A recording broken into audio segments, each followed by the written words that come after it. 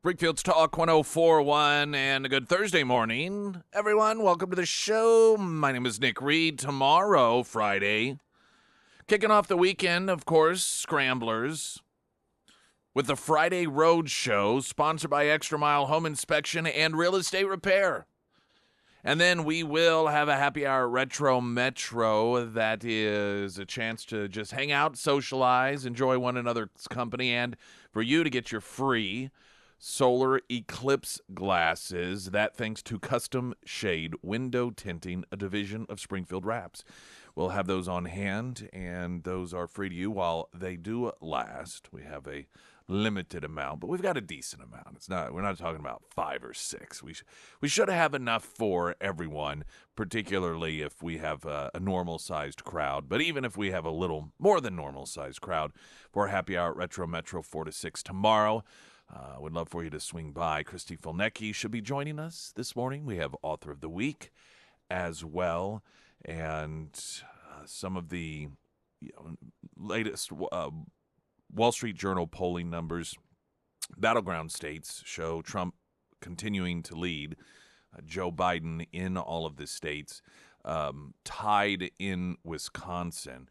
But the battlegrounds that Biden won last time, Trump continues to show. Now, the spin that Democrats are trying to put on this varies from Joe Biden's doing better than he was in previous polls, which is a remarkable turnaround from a year ago, in which the strategy, we were all told, that Democrats wanted Trump to get the nomination because, Biden would just be blowing him away. At this point, Trump should be losing states like Missouri in the poll numbers, according to what we were told. And in fact, many people felt that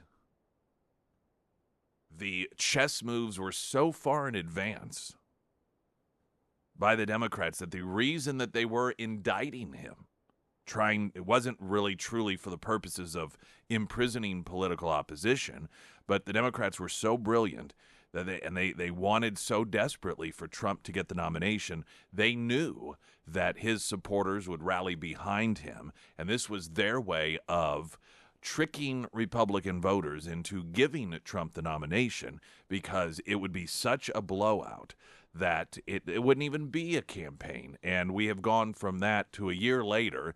Democrats are like, well, sure, maybe he continues to lose in all the battleground state polls, but he's losing by less than he was before. Okay. And listen, we know a lot can happen between now and the election. But isn't it amazing the difference between then versus now regarding the Trump scenario, the continued failure of Biden in these swing states ranges again from that rationalization all the way up to Jill Biden on CBS just flat out claiming that Biden is actually winning in these polls. We'll have audio of that later, in which there's a number of them are sitting around talking with the great Dr. Jill Biden, and one of them references the fact that, continue to see the polls in which Trump is winning in these swing states, and she just flat out said, no, that's not true. Biden is either tied or winning in all of the swing states, increasing his lead, in fact. Politico evidently has been working on a story around the fact that the Biden campaign is changing their pollsters. Now, I haven't seen the story yet, but it's going to be interesting as to what is behind this. Does the Biden campaign have pollsters that are showing something different than everyone else? Is that what this is? Or you wonder if Biden isn't just being lied to by the people around him. Oh, don't worry, our pollsters are telling everything's fine, and he's thinking with these moments of clarity, well, maybe we should get new pollsters, because our pollsters, if they're telling us we're winning in all the swing states, that's out of step with every other poll that's been coming out since the end of last year. Is that what this is about? Or maybe they want to find pollsters that will tell them, no, you are winning. Perhaps they aren't getting that. You can never tell with this administration because of the dishonesty, the marketing, and just the fact that the candidate for president, that being President Biden, is delusionally senile. And so it becomes very difficult to try and assess exactly what is going on inside the mind of someone like that. Last week, I believe it was, we brought to you information about a whistleblower within the Springfield Public Schools alleging that a couple of teachers that are no longer with the district in Springfield had, quote, kidnapped a child, taking the child to one of their homes because the child's parents, according to the whistleblower, wouldn't support sex change operations or the gender transition, and that because of this, one or two teachers were conspiring in order to, quote, kidnap this, take this child into one of their homes. And there was a story on this from a news outlet that's not what would be considered mainstream. It's called The Lion. And they reached out and talked with Springfield Public School District and so forth and got quotes. And so it's a legitimate story, and it shouldn't be shocking to me, I suppose, that best I can tell, there has still been absolutely no news coverage of it locally here. Now, The Lion has followed up and received confirmation from a local lawmaker that, in fact, these allegations are true. And maybe I've missed the news leader investigation in this, but when you have a whistleblower within it's your school district under your name, Springfield News Leader, and there's just a cover-up, essentially. Now, it doesn't surprise me, given that the news leader wanted to keep the establishment school board in place, and I'm sure they probably thought it may not help to have a story like that they would have to inform people about yet another situation going on within the district that is the result of the district headed in the wrong direction continuously. And so just pretending like it's, doing best as possible to keep that story suppressed. Or it could just be negligence. Or maybe I missed the front page story somehow. I've looked, haven't seen it as of yet, but we'll update you on what the lawmaker has said that he is aware of. Apparently, the school district is still playing word games. That makes it, to me, my inference from it is that it's clear something happened. They know something happened, but they're trying to be clever with their wording to make it seem as if it actually did not happen. So we've got that coming up. Look at the weather here in just a couple of moments. Right now, the latest news update.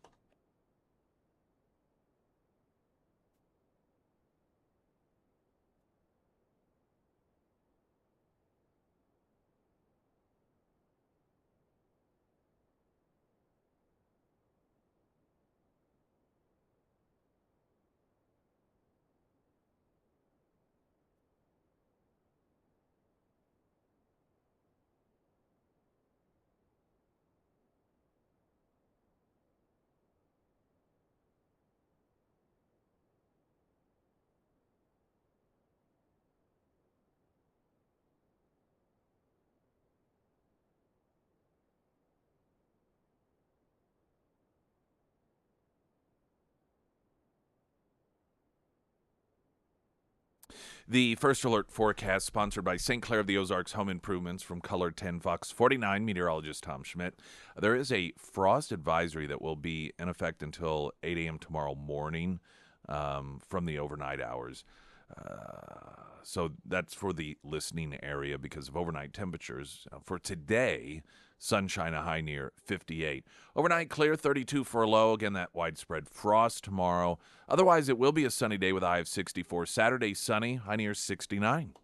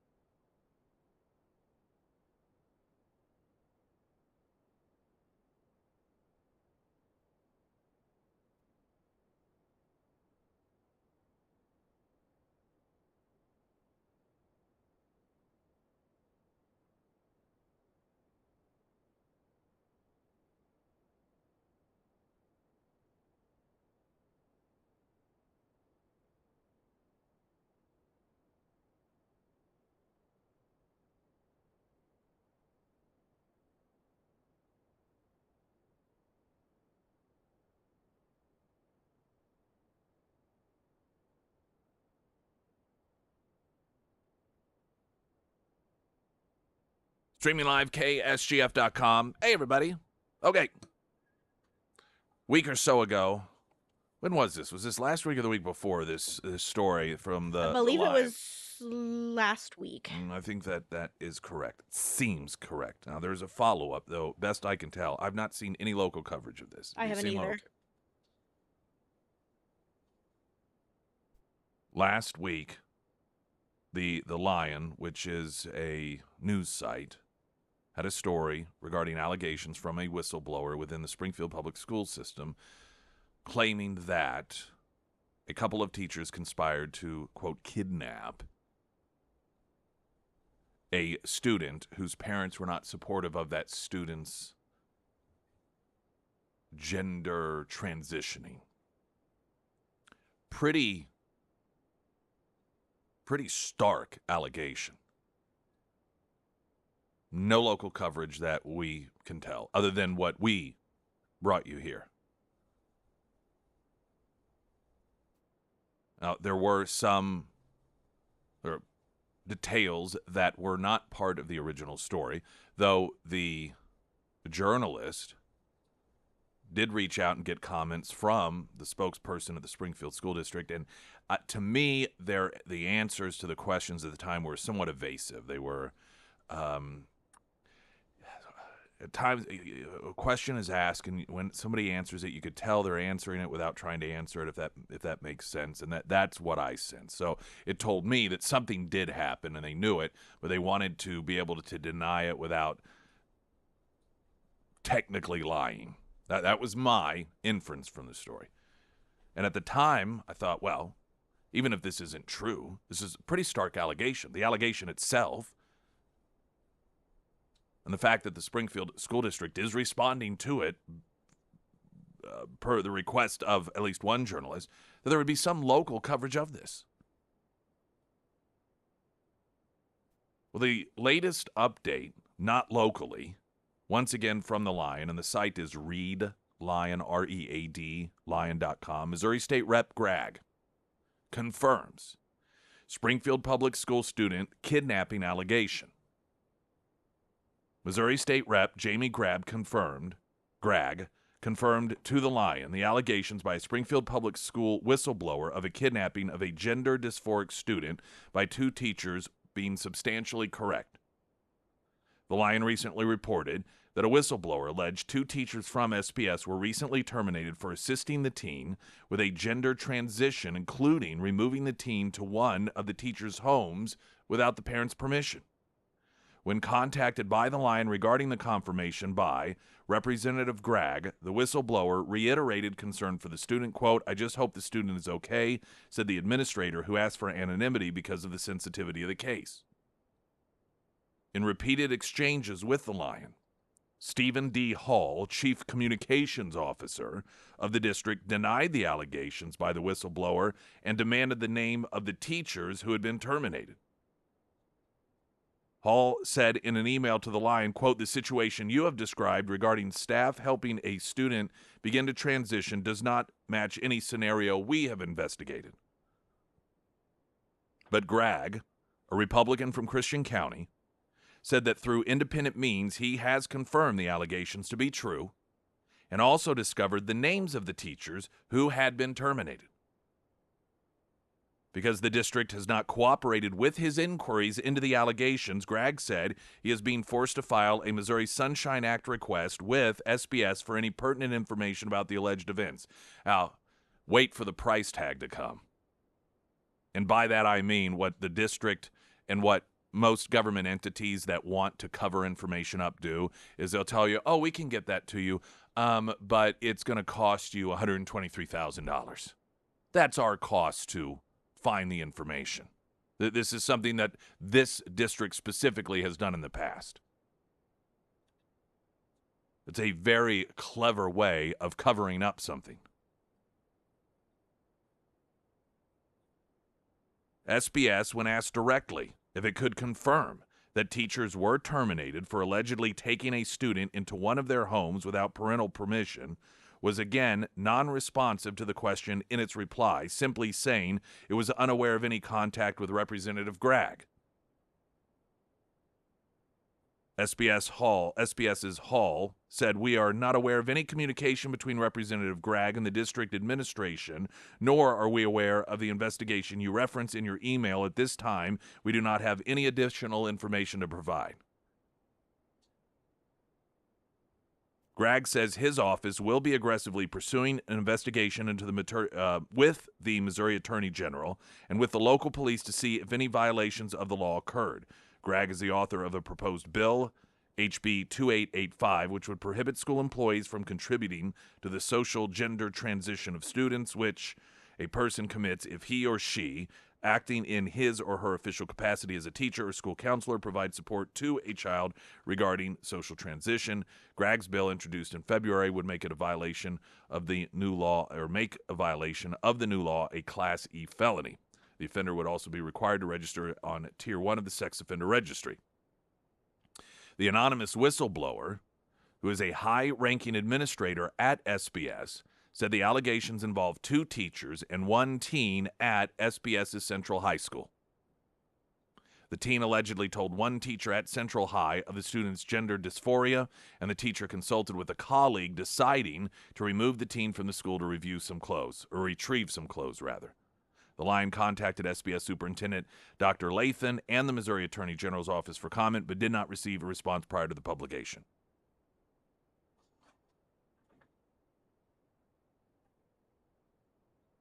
Now, this, to me, appears to be, from the school district, more than just evasiveness, but dishonesty. Oftentimes when there is a situation that occurs that involve personnel, the standard response is, we're not allowed to talk about personnel issues. This is a personnel issue, and for those reasons, we cannot release the details. All we can tell you is ... That's not what's occurring here.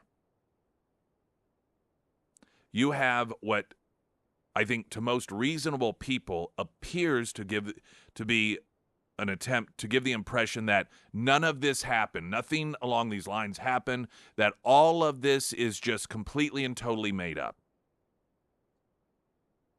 Because you have the school district that is saying through their spokesperson here, we don't know anything, we have nothing whatsoever along the lines of what you are speaking of is anything that we are aware of. Now, what I suspect is happening here is that something along these lines did happen. And that the 2 individuals that were involved, the teachers, are no longer with the district, perhaps because they did this. Word got out, but the district does not want the public to know about it. And so what they do is when they are asked by a journalist, here's the information we have. We would like to get comment on it. If the journalist who is inquiring and provides a number of allegations, 12, and one of the allegations within it isn't quite accurate, the district is saying, oh, well, that's not exactly what happened, so we're legitimate in giving our response that, well, we don't have any investigation that lines up with what you're asking, knowing full well that they are being misleading, that they are trying to justify denying that this occurred because of perhaps a detail or 2 in the overall story that isn't accurate according to their interpretation. Now, that's just as I read through it and I read the way that the district is commenting on this, that's what I think is probably going on here. Now, it could be wrong. Allegations could be completely untrue. Nothing even close to this has ever happened or is happening within the Springfield public school system. And the communications director is just horrifically bad at his job by wording things in a way that makes it seem as if they're hiding something. But I suspect the former of the two possibilities there is the one that is the most accurate. And that is that this is cover-up. Now, maybe some local news outlet, I don't know, the news leader will get off their backsides and quit constantly trying to just be a propaganda piece for the establishment within the school district. Actually do your job and maybe write a story about this. What a worthless piece of crap paper this city has. Springfield's Talk 1041, I'm Nick Reed.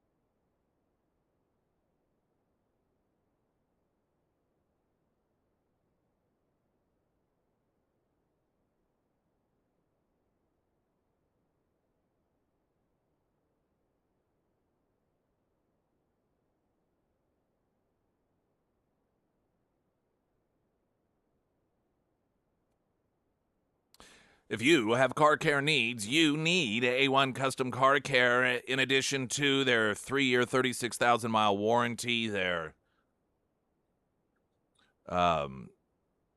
offering of financing if it's something that you need. You don't even have to have the best credit in the world for that. 101 days, 0% financing on that, and they can go over the details, and you then make the decision if that's the right decision for you to make. But tires, something now they do as well. So many times we have our vehicles worked in one place and then have our tires done in another, because the mechanics, that's just not something they necessarily do. You can rotate them and balance them and so forth. But every one of the A1 Custom Car Care locations, full tire service. The installation, brand new tires. You got a nail in your tire, slow leak, take care of that as well. And when you're talking about something that is as valuable to your vehicle as the tires, it sort of makes sense that you have your experts who know your vehicle and works on your vehicle also be familiar with that component of your vehicle and take care of you when it comes to that component of your vehicle, and that's your tires. And so A1 Custom Car Care, you can have all of that done. I mean, be nice. And you got to get an oil change anyhow, and you have to get your tires changed anyhow. You can do it all in one place at the same time. A1 Custom Car Care, all of your car care needs, including tires. We do have Happy Hour at Retro Metro. That will be tomorrow, 4 to 6. And if you do not have your solar eclipse glasses so that you can look up, barring cloud coverage, and see the solar eclipse safely, you can get your pair while we are at Retro Metro. Custom shade window tinting, a division of Springfield Wraps, providing those for you at no cost. So you can, again, come by if you want and get a pair, or if you need a couple for you and someone else, that's fine as well. That will be tomorrow, 4 to 6 at Retro Metro.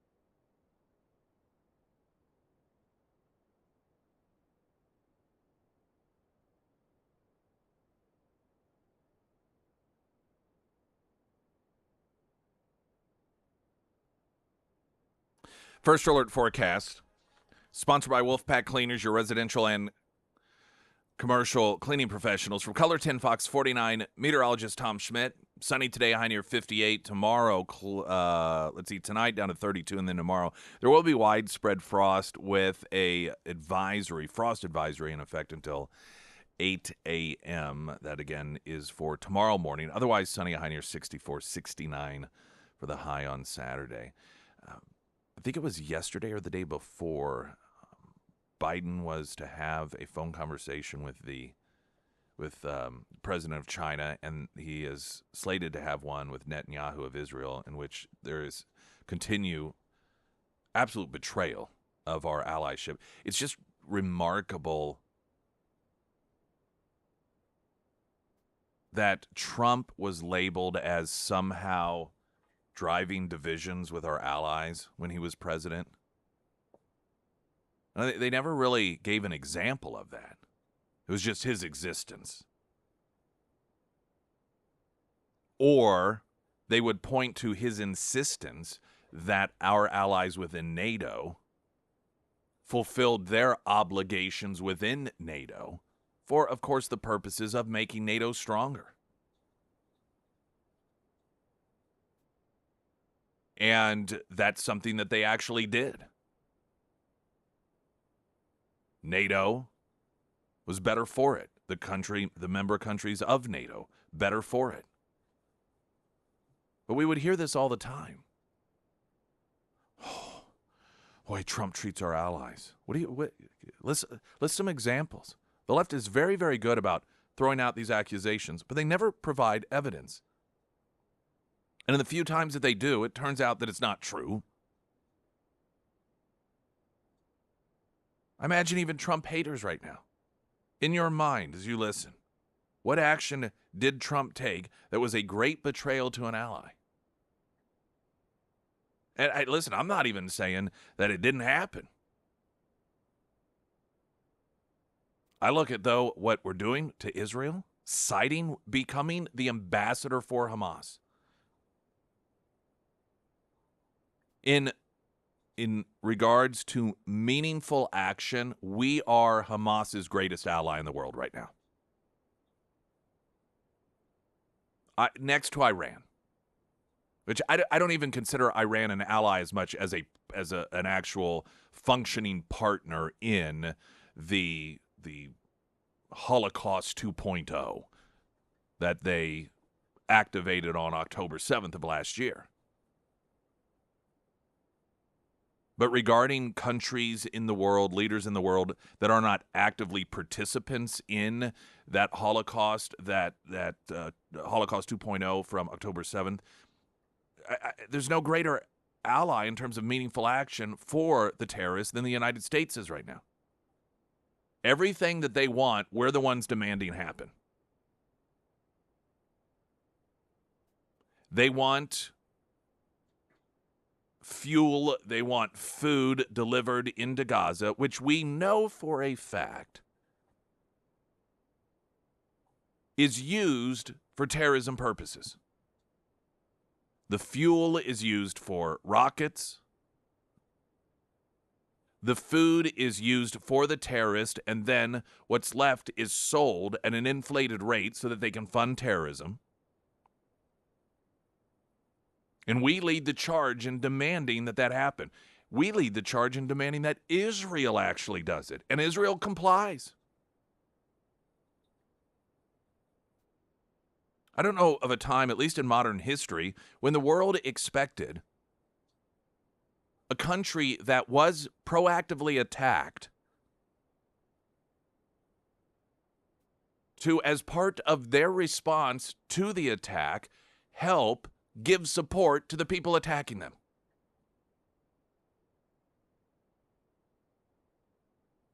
We are helping build their infrastructure.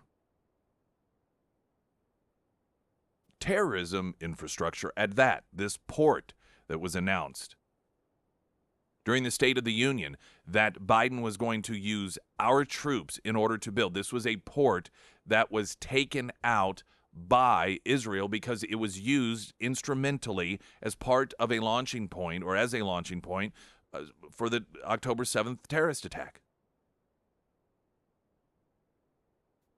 Not only do we support rebuilding it, we're going to do it for them.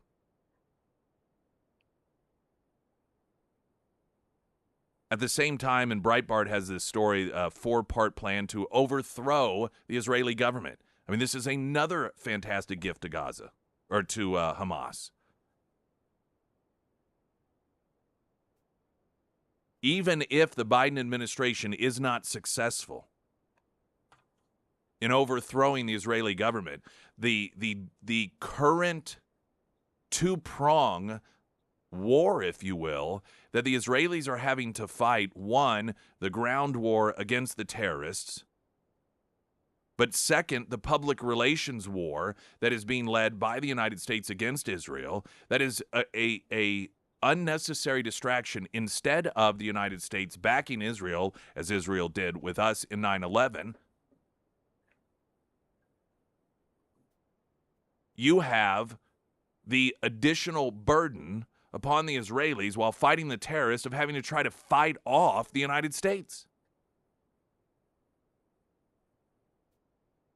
There were interesting text messages that there was a report from March 17th, which is a few days after Chuck Schumer called for the overthrowing of the Israeli government and new leadership there. And there was the report was published by a columnist named Caroline Glick of the Jewish News Syndicate, citing text messages from activist Ami Dror. It was first reported by Israel's Channel 14, which is one of the mainstream media outlets there in Israel. And it was a story that, in part of the evidence that the story had, were these text messages from an activist about the plan to overthrow the Israeli government. And in it, it references help from the Biden administration. And I thought that this portion of the communication was particularly insightful, and it read, the most important thing, us, this is the forces within Israel that want to overthrow the government, us and President Biden's request from us. The American method of dealing with misbehaving states includes the destruction, economic and legal, that is centered on the leadership on the one hand and driving a wedge between the nation and the leadership on the other. It went on to say, in our case, for this to work, the nation of Israel must show in the streets that it's fighting the leadership. The American administration needs to see the nation in Israel fighting the government of Israel. So this is communication amongst the activists that this activist is explaining, this is what the Biden administration expects from us. This is what they're wanting to see. They want to see on the news riots in the street. They want to see on the news the destabilization of the government.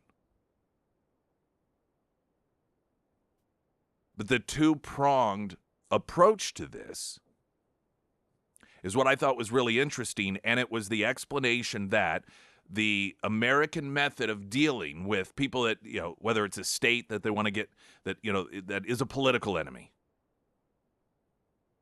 is including the destruction of that entity, that institution, or that person economically and legally. Look what they're doing to Trump. Doing everything they can to economically destroy him and legally destroy him. And the second prong, driving a wedge between the nation and the leadership, which, of course, trying to drive a wedge between the American people and Trump supporters. They're terrorists, they're fascists, and so forth. And I thought that it was very interesting that in the communications with those that are attempting to overthrow the Israeli government, the explanation of here's what the expectations are from the Biden administration, and it's based off how they deal with political opposition. And that is try to destroy him economically and legally and try to create a massive division and conflict between the people and the person.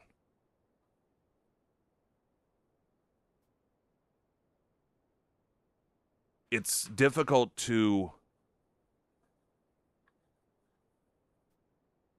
try and even figure out a context here that you have the United States that has, up until this administration, been an ally to Israel, turning on Israel, becoming a workforce for Hamas, and conspiring with people who want to overthrow the Israeli government, and doing so in a way that to essentially destroy and destabilize the Netanyahu government in the same way that they are trying to destroy Trump. These are not good people. These are not good people. This is not the difference in approach. This is not a situation in which you've got different people with different ideas on how to best achieve a common goal. These are bad people who are giving massive aid and comfort to what should be the enemy, but apparently no longer is, and that is the terrorist organization known as Hamas.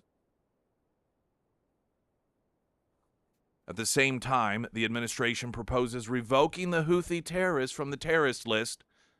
This was one of the first actions of rewarding terrorism that Biden exhibited upon coming into the White House. Trump had put the Houthis on the terror watch list, which helped dry up their funding. Immediately, Biden comes in, undoes that. Well, then, because of the public relations component to it a few weeks ago, and the Houthis constantly attacking ships, causing disruptions for a lot of businesses throughout the world, supply chain issues once again, and the recognition that this was an administration that rewarded the Houthis and put them in a position to allow them to do this by removing them off that terror watch list, said, oh, we're going to put them back on. But now they're talking about taking them off again. But here's the big payoff. Well, it'll only happen if they promise to stop attacking ships. As long as they pinky swear to be good. Because those sorts of agreements tend to work with terrorists very, very well. The payoff is always tremendous, isn't it? They go, oh, that's all you want? Because the Houthis clearly, more than anything, want to be in the good graces of the United States of America. That's obviously their top priority. So I'm sure they will jump at the chance to stop all of their terrorism activity in order to be removed off that list. Springfield's Talk 104.1. I'm Nick Reed.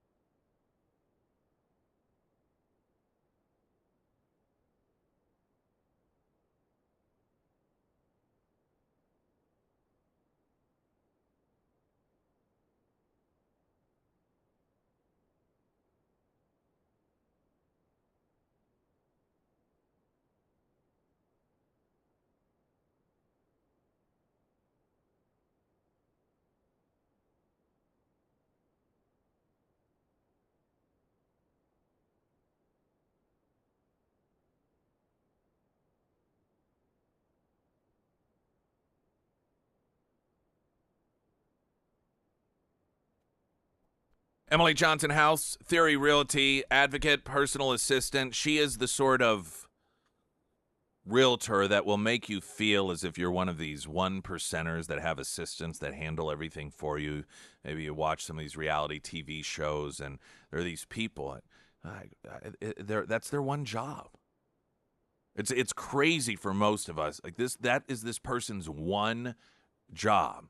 It's not a little part-time side gig where a couple days a week they do some paperwork for you or whatever. It's like 24 hours on call just to do whatever you need to do. That's crazy that for most of us that sort of thing exists, and we can never comprehend what that's like. Well, if you are looking to buy or sell your home and you have Emily Johnson doing it on your behalf, you're going to know what that feels like. That is a consistent, detailed description of the experience so many people who have utilized her services have presented, and that is that she was just amazing, constantly there, on call, taking care of things, giving advice, taking care of things that other realtors wouldn't necessarily do. That's what you get. So if you want that personal assistant advocate experience when it comes to buying a new home or selling yours, you want Emily Johnson, House Theory Realty.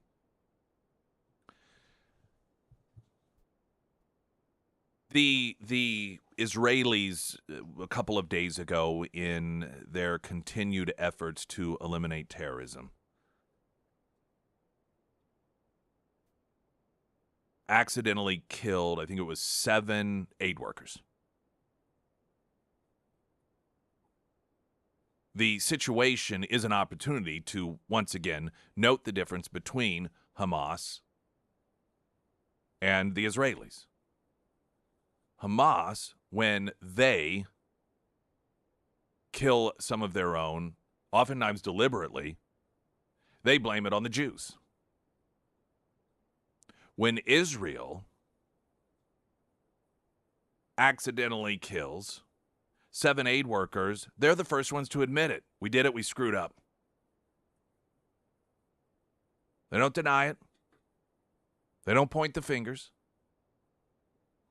They straight up said, yeah, we did it. It is awful. That incident is being used, and this, again, is being led by the Biden administration on behalf of Hamas,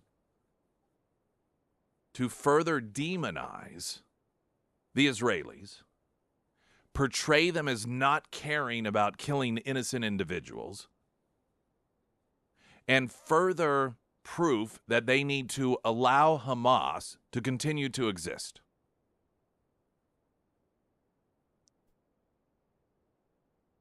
And like so many of you, it's to have an apples and apples comparison, the same type of apple as well, is not something you're often afforded. But we do, in this situation, have that. And that is after the administration allowed a bomber to take out numerous Afghanis and some of our own troops as part of the embarrassing withdrawal of Afghanistan. There was that drone attack on what were terrorists, we were told, by this administration. And in fact, it was used as a bragging point to demonstrate, see, we don't need people on the ground in Afghanistan. We still have fantastic intelligence. Because this was one of the big arguments against withdrawing everyone out of there by critics of the way that the withdrawal occurred, was that we've got to have actual people on the ground for intelligence purposes. That's something that you cannot replicate with technology. The administration used that drone strike as proof that, see, we don't actually have to have anyone on the ground. Our intelligence is just enough. Well, then it turned out, guess what? It was actually aid workers. And a bunch of kids. You had a charity aid worker, I think maybe some other volunteers in a station wagon with his family, children. The administration would finally be forced to admit it, but then that was it. Just, hey. That's just one example of the many with this administration. So to have the audacity, at least the Israelis, when they did it, were on the forefront of saying this was our bad. They're not denying it, as opposed to the administration that did the same thing, but actually bragged about it in the beginning, and then essentially tried to pretend that it didn't even happen. For that same president, for the same administration to use this instance by the Israelis as a weapon against them, it's just appalling. It's disgusting. Springfield's Talk 104.1. I'm Nick Reed.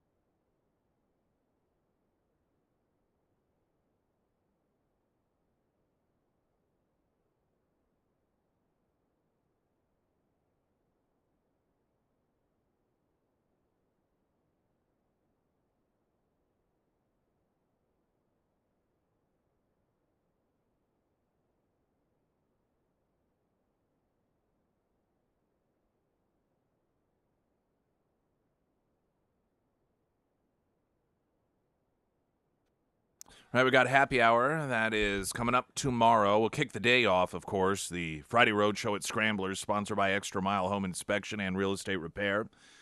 And then in the day, 4 to 6, Retro Metro for happy hour. We'll have some of those solar eclipse glasses for you as well if you want to come by and get that.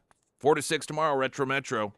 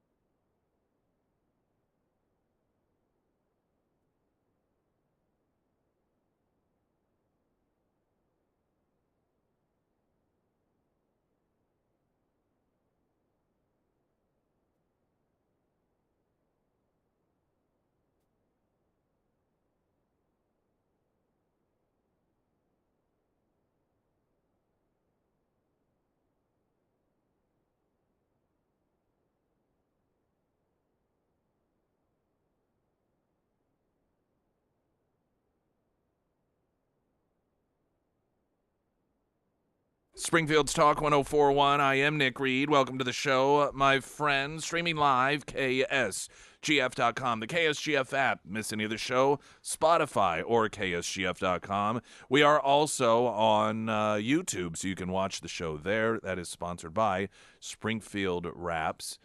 And they are also, or one of their divisions, anyhow, has provided those solar glasses that we have been giving away, custom shade window tinting, which is a division of Springfield Wraps.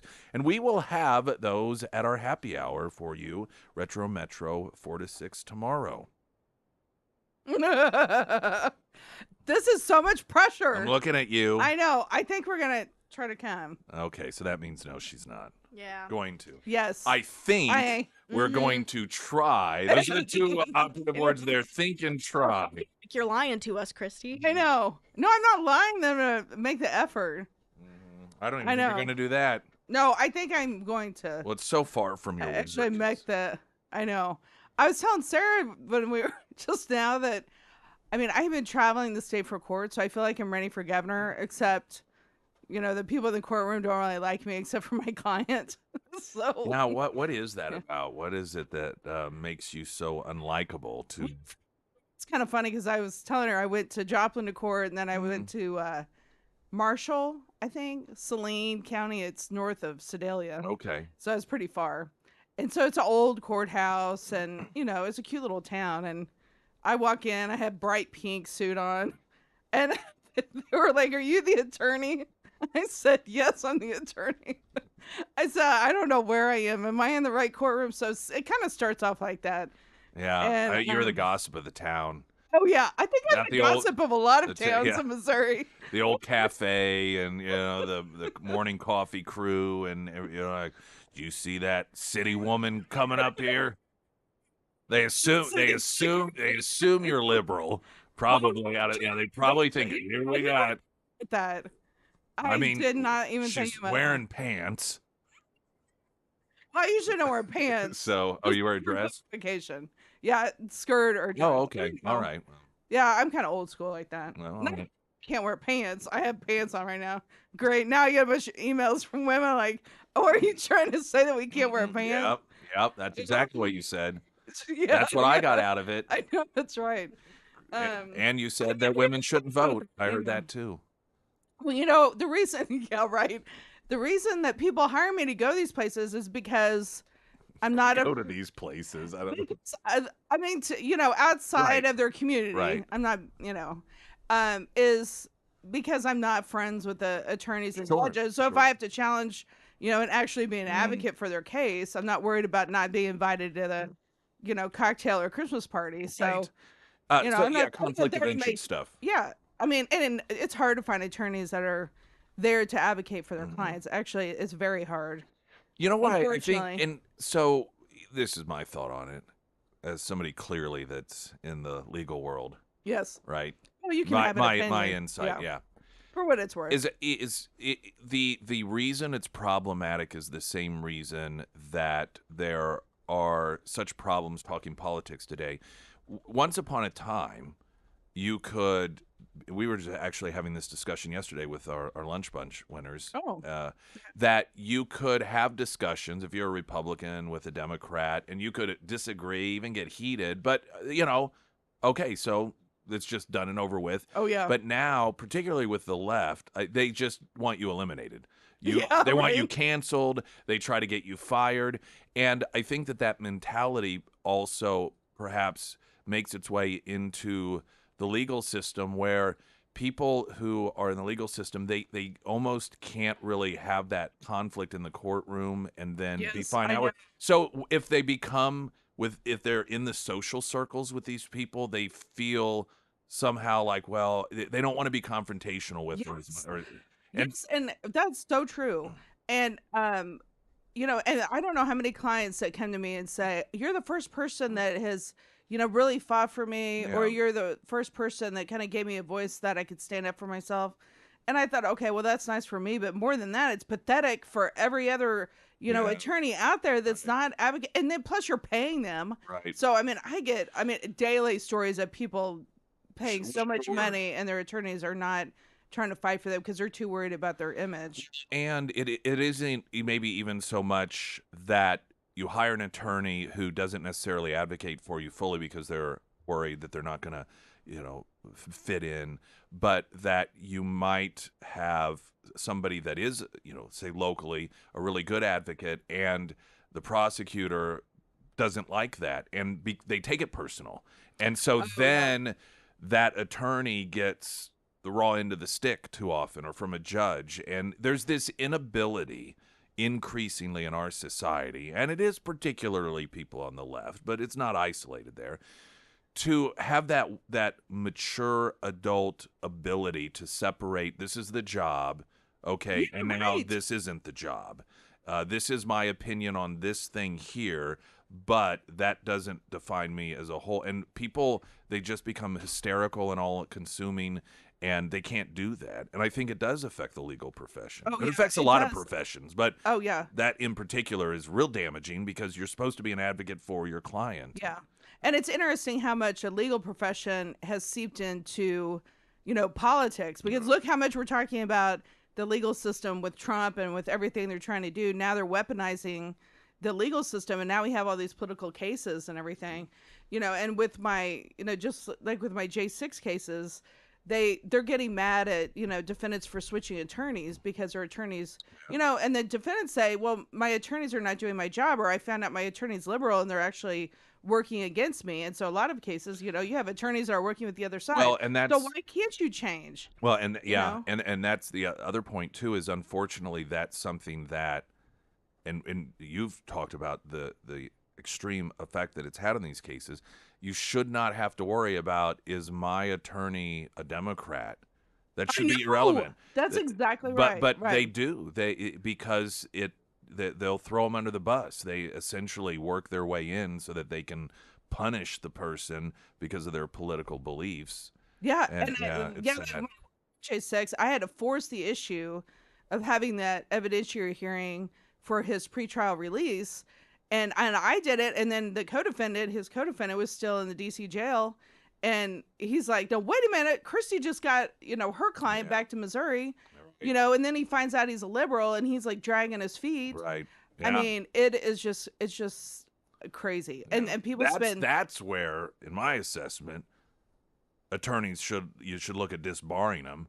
I know. Not, instead of what they do, they go after people who were Trump's attorneys for giving I legal know. advice. Those are the people that they disbar, not those that deliberately sabotage the case of their attorneys because they're Republicans or Trump or of their clients rather. Christy Fulnecki is with us. We're going to get a update on the weather here in a moment. Right now, the latest news.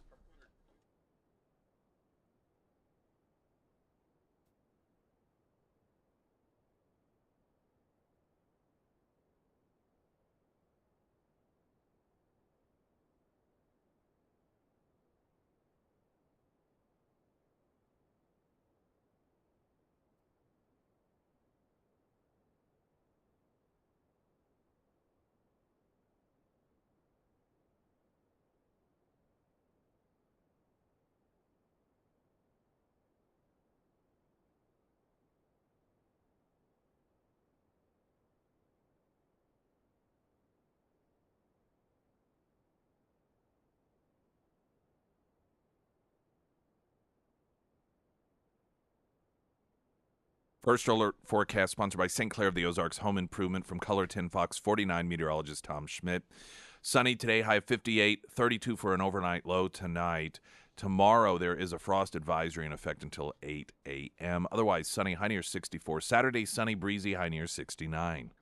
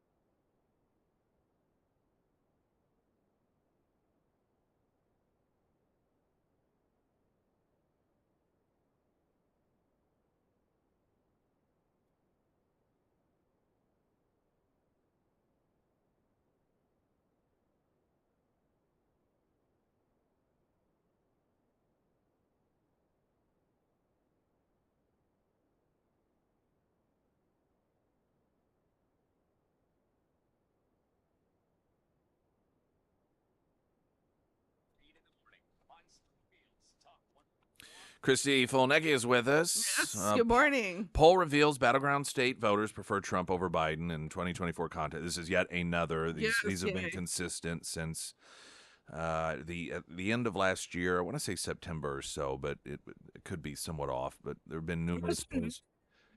Maybe it was further, but it's been a few months that we see these polls. According to the survey, this is Wall Street Journal. Poll or survey that was released Tuesday, Trump holds a 6-point lead over Biden in North Carolina, 5-point lead Arizona, 4-point Nevada, 3 in Michigan, Pennsylvania, and 1-point Georgia. The only one in which they're tied is Wisconsin. So all the others, he's once again, beating. Even with all Biden the illegals here. Yeah, I know, right? I don't know if they pulled it, but I thought So I thought this was great. Dr. Jill Biden was on a CBS morning show, and they're sitting around, and one of the folks there on CBS was, talking about these continued poll numbers in which Trump is beating Biden in the swing states. So these polls, like the Wall Street Journal one, land in the White House, and he's losing in all the battleground states. All but one. Or doing better. So once people start to focus in and they see their two choices, it's obvious that Joe will win this election. All right.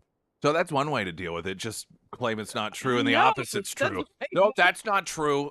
He's either tied or he's winning, and increasing is like, no. But what this is just so delusional. Well, but this is what's a perfect illustration of the media.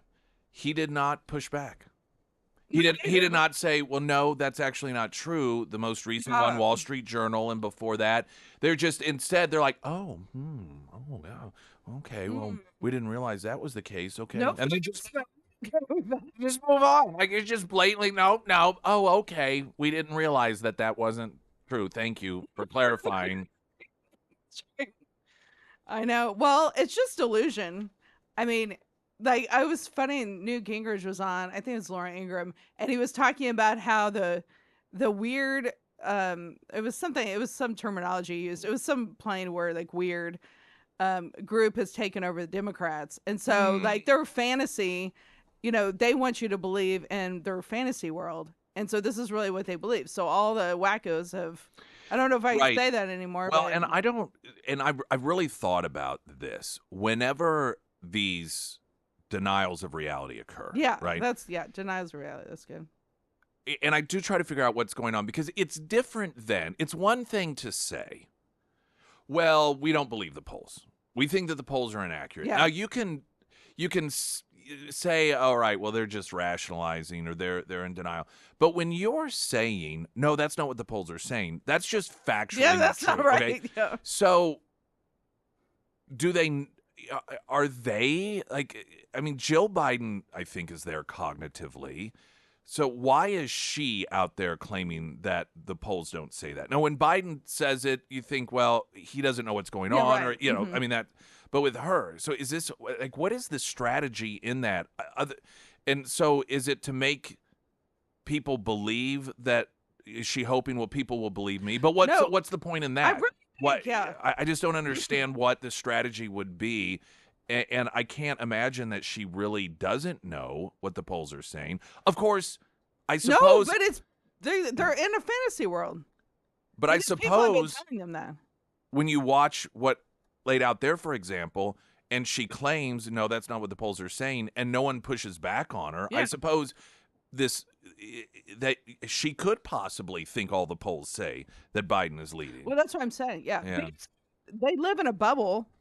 Yeah. And, and they have people around them that are telling them, oh, everything that you're seeing is inaccurate. It's just so hard to imagine, with the way information is so readily available, that you would have someone really genuinely not know it. But maybe she probably alternate reality. Yeah, I guess. And if you choose to only look at sources that don't cover this stuff because it's not, it doesn't look good for your people. Yeah. And you only receive information that's spoon-fed to you, and then whenever you are provided with the information, you're like, no, that's not true, and they're like, oh, okay, then I guess you could walk through this world not knowing. Used to call mental illness. Yeah, I know. Now we call it the president's. That's the Democratic Party. Dr. Jill Biden. That's right. Clearly not she doesn't have a doctorate in reality. It's her doctorate. I don't even know. I don't know. I mean, you have a doctorate and you cannot even Read cite poll. any facts. I mean, even if you said, well, I don't agree with this pollster, I mean, you could just even make something up and then no one even challenges her. That's to me the funniest part. You can hear them. They're like, oh, okay. Okay. That's a very good point. Okay. Okay. This is uncomfortable. We need to move on. I mean, I'm telling you, I don't want to change the subject, but talking about if you have a bad day and you want to laugh, look at the comments on the White House post. When they post something, it is the funniest. I mean, do we have time for me to Well, read here, this? what? Or do I take a break? Pull it up. We'll It take is just a really quick 2-minute funny. break, and then you can read some of it to make your case here. Chrissy Fulnecki with us, Springfield's Talk 104.1. I'm Nick Reed.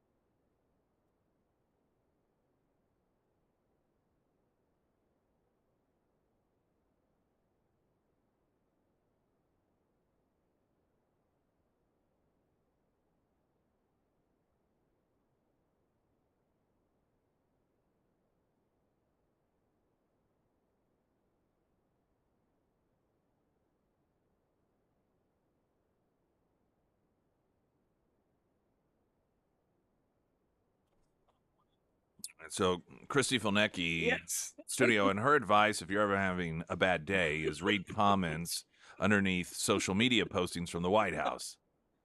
It's great. And I think, Sarah, you had mentioned on Instagram. Definitely on Instagram. Yeah, I think that's where I got these. But I mean, I was just rolling. Okay, so one of them, this is from like, I think 2 weeks ago. It just said Biden for prison. We've had enough. Please put this administration out to pasture. And then this whole Easter thing, like, I mean, it is hard to mess up Easter, and the Biden administration did it.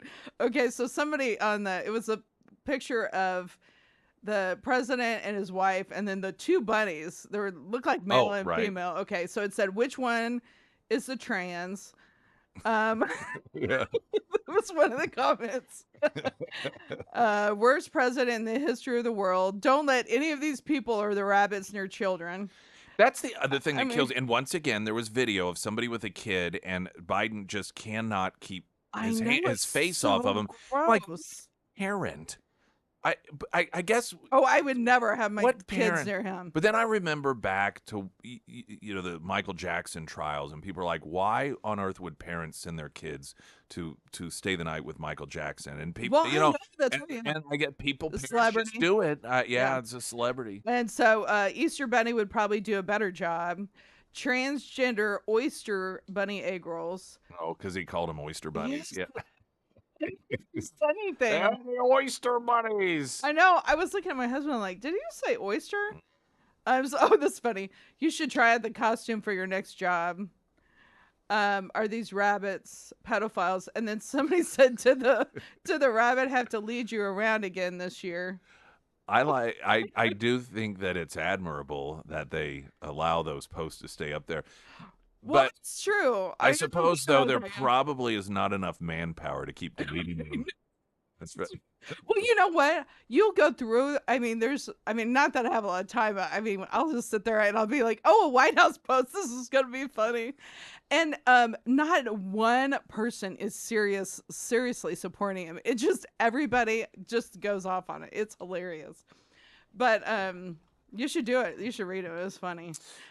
Text message. yeah, Let's see. text, okay. You sound a little disingenuous when you talk with a doctor running for the SBS school board and then question Biden's being a doctor. I hate the woman too, but I do not want to be a hypocrite and sound disingenuous. Well, okay, so Dr. M is a medical doctor. Yes, she's an MD. And the joke, if you don't know, is that there were people, Democrats, who thought Dr. Jill Biden was a medical doctor as well. Yeah. On The View, they said she'd make a great Surgeon General. Yeah. But her doctorate is in education. It's not, which is scary. I thought it was a specific division, like in English or something, but I guess it was just education as a whole. So the joke about Dr. Jill Biden is that she was essentially presented as being a medical doctor, and that they insisted on calling her that when that wasn't what she was. So that's the difference there. Okay, that's I good. thought I'd clear that up because somebody texted in and seemed That's to good. not That's good. necessarily know the background of that. Chrissy Fonecki is with us. We're going to take a break. Okay, we'll take a break. And then we shall continue on Okay. with this show. Springfield's This Talk. over. Yep. By the way, the Pyramid Amazing. Roofing Talk and text line is 447 KSGF. If you want to send in any text messages, please feel free to do so.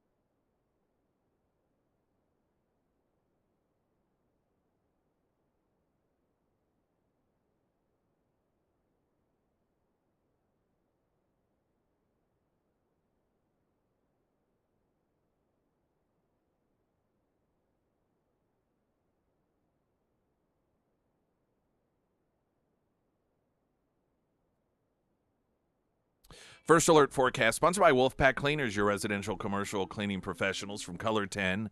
Fox 49 meteorologist Tom Schmidt.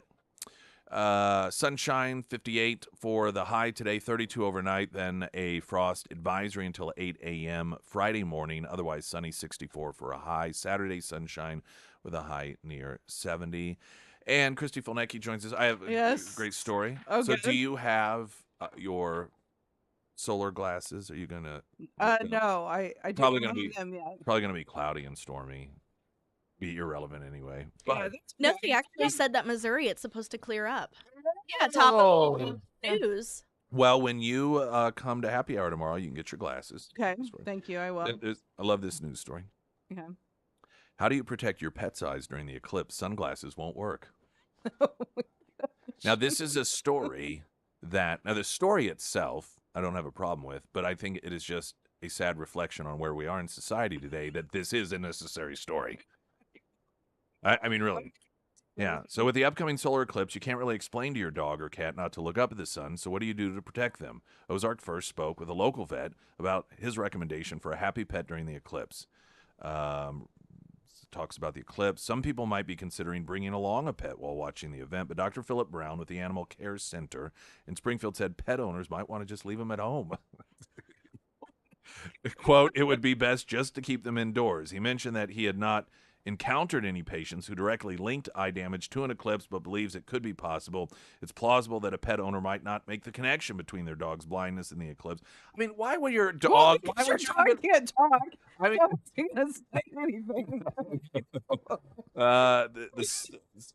he said that there may be other probable issues linked to the event, and this is actually potentially legitimate, saying the sudden darkness might trigger a response similar to when a storm comes. Animals' disorientation in the darkness could result in behaviors such as fence jumping, hiding, or running away. If your dog is with you, just make sure you shield their eyes as much as you can. But then you're just making it really dark. Isn't that the problem? Is this even an issue?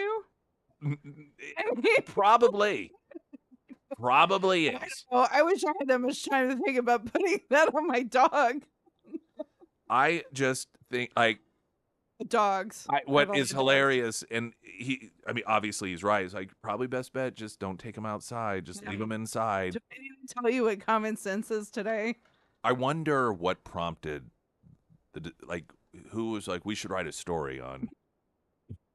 Were they getting calls? They may have been getting calls, or people, or does or people on social media. Does anyone know if you can get glasses for your dogs? I want my dog to experience this because this is going to be a once in a lifetime event for. You could see it, people. This is where people are today. I know. Well, and the dog can't talk, so are they going to say, "I was looking up what caused this? What were you doing to cause this?" Or the dog, sky. Yeah. Or the dog does look up, and then you find out the dog's like, I heard you guys talking about it. And so naturally, I looked up at it. Like, why would a dog even look, unless you force it to look? Like, look at it. It just. Crazy. Do you know, not to change the subject again, but that whole Vanderbilt story that you played last week, it has been on Gutfeld the whole entire week. About the whole sit-in with the tampon thing. I said that's tailor-made for Gutfeld. Yeah, I mean, they have been talking about that all week. That was the funniest audio. And I told my kids that are the same age, college age, and they just couldn't believe it. I let them listen to the video, and they're like, who does that? There have been a number of stories that really encapsulate the massive amount of damage that we have done to young people, just in destroying them as they become young adults. And you see something like that.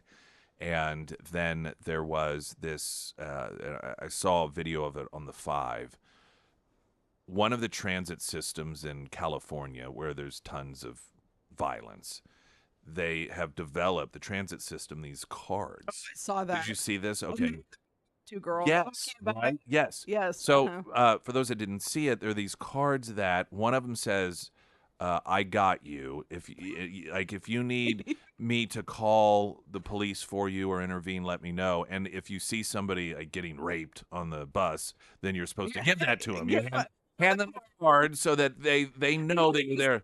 It's a phone number Yeah. that you can Yeah. where you can call. And then there's also one that says, "Do you got me?" And then it tells the other person. So that way, if you're getting stabbed to death on the floor of the transit system, you can hand that card to the person who's filming it all, and then that way they understand. So this is legit. This is government at work, of course. And then as part of promoting it, they have these two young people, these two gals. They look like they're in their 20s, that are explaining it and talking about it, and we are so effed as a society because know, these that's right. people, we look at these people and we shake our heads and think how stupid they are. Running the country. Yes, Yep. these are people. Yeah.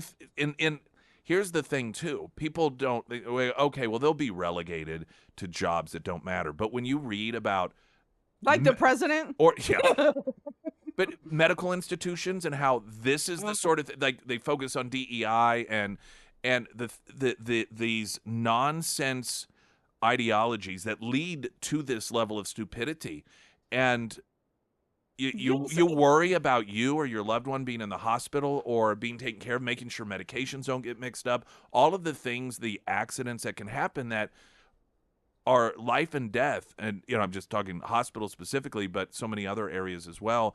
And I don't think people realize we have set ourselves up to be just completely collapsing upon ourselves. People that become the delusional elected officials. And so these are the people that are going to be in charge of your life. And then, I mean, some are. Well, I know. I mean, I would literally argue like people like Ocasio-Cortez, she is part of this cultural group. You were listening to them talk. They were saying how this builds such a sense of community. And I was like, what are you doing? The guy's dead on there. Here's your card.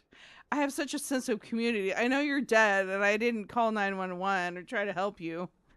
These are people raised and it's not the real world. These are people that have never had any real challenges, that think they don't have any comprehension of why people do what they do, why they behave the way they do. And it's just, we live it, and it is being right. You talk about these people running the world, but look at any mayor of Chicago or New York, or just the lunacy of the things that they do. And then they just act like they don't understand why crime's such a problem, I'm going to hold a press conference and say this is unacceptable. In the meantime, we're going to have no bail for violent offenders because, if we're nice to them, then they'll be nice to us. Transit system. So you even have to think, I mean, these girls are, they're talking about this whole thing, but what are the people that came up with it? That came up with this idea? They're not the ones that came up with it. And then you think of... They probably did a contest at a middle school or something. I know. I mean, and then I wonder how hard it was to find somebody to do that. Like, I wonder if there are a lot of... Now, I know my kids would be like, this is so stupid. I can't believe Those two girls this. were probably middle management in the transit system. Last week, there was another thing that has become a trend in New York, is just going up, and it's men of color, generally speaking, and just assaulting white women for no reason. Clocking them.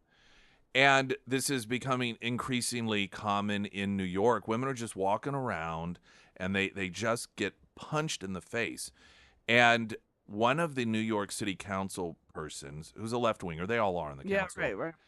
had the gall to post something like, well, where are all the men that are, standing up and supporting this woman? She wasn't being sarcastic, like, oh, first off, I guess toxic masculinity is okay now. Yeah. But secondly, I don't know, ask the guy that is being prosecuted for stepping in and saving those women on the... Exactly, right. You're trying to put them in prison. Yeah. What are you talking about? And then you expect citizens to stand up and help each other when they do. They are the ones who face prison time. I can't stand these people in these city councils. Well, maybe if you guys would fund the police, maybe this wouldn't happen. And maybe if you kept people in prison, that this would not happen. And all those squatters now, I mean, there's just so much going on. The squatters, it is so hard in some of these places that I think it's in New York, that you have to wait 30 days before you even file anything. So there were some, I think they're from Venezuela, and and so they came in, totally trashed the place or whatever. Did you see that? Oh yeah, Yeah. they had And weapons, drugs. Yeah, there was a child or something staying in Yeah, there. there's a child. Yeah, and then they ended up releasing them. Yeah, and I think I think. yeah, I think 2 or 3 have been Yeah. arrested on other charges already. Yeah, they just release them. Now this is the same state that is, that when it comes to bonding has been trying to get $500 million out of Trump and right. everything. But you have illegal criminals in our country that have invaded a home, have a child, drugs, illegal weapons, and like, well, that's not that big of a deal. And then one of the I don't know, I don't think it was that one, but another case, there was something that the squatters had ordered like Shake Shack or something, and so they were using that as evidence that they live there. So I mean, you can pretty much order like Right. DoorDash anywhere and say, You "This want, is where I live." and you want a stark I mean- difference between Republican and Democrat leadership in this country today, and it is that versus what Ron DeSantis did down in Florida. Yes. Before it even became a problem, to the extent it is in these in the other states, are like, well, there's just nothing we can do, and DeSantis is like, guess what? I wrote a law. I know, that's right. Ain't gonna It happen was so here. good. That was such a good Not move. gonna happen Yeah. here. There was, I played the audio a few weeks ago. It was one of the major networks, and they were talking about all these illegals that are committing these crimes brazenly in New York. And Yeah. he was their investigative reporter on this, and he's talking to the two gals there, and they're, well, what'd you find out? And he's like, well, we learned that so many of these criminals, that they do all of they're stealing everything, and then they go to Florida and spend the money, and then they go back up to New York to commit crimes. And so one of the gals said, well, why don't they just stay in Florida? And he says, well, they say because they know they'll go to jail there. And it's like, oh. And then they just moved on, like, Long pause. yeah, and it was a long pause, and it's these people are, Huh. it's just That's crazy. interesting. And what is so maddening about it is you have the voters that just demand something be done, but they're the ones who are responsible for it, because every single election that comes up, they choose people that are going to govern in the exact same way. And so Yeah. it's your fault. You do this. Yeah, and you know that I can't think of his name, but the bigger guy that's on Gutfeld, like their panel. Oh, yeah. He's so funny. I can't think of his name. Tyrus. Yeah, and so he was saying, the difference in the philosophy with liberals. He said it's like being in a zoo. He said they blame the system, they don't blame the criminals. He said, so in a zoo, if you bring home a gorilla and then it tears you apart, then you realize those are the humans, it's not the zoo. So I was like, that's a good one. Christy Filnecki with us. Traffic update. I'm Nick Reed.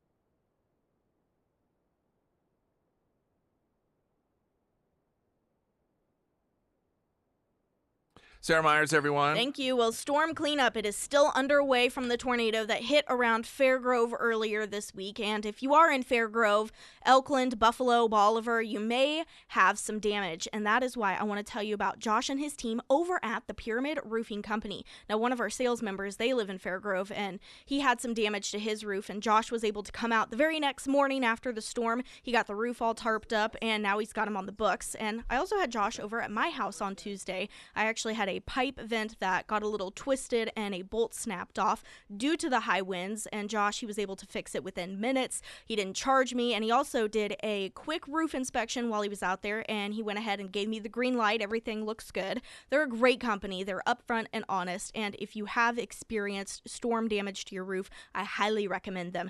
Now, if you need to schedule a roof inspection, you can find all of the contact information for the Pyramid Roofing Company under the Sarah's Endorsements tab at ksgf.com. Chrissy Fulnecki with us. Here's that audio that I was referencing on a news story from, it was several weeks ago regarding crime in New York versus Florida. These individuals, I went over their rap sheets yesterday, multiple charges, grand larceny, robbery, attempted robbery, grand larceny, grand larceny.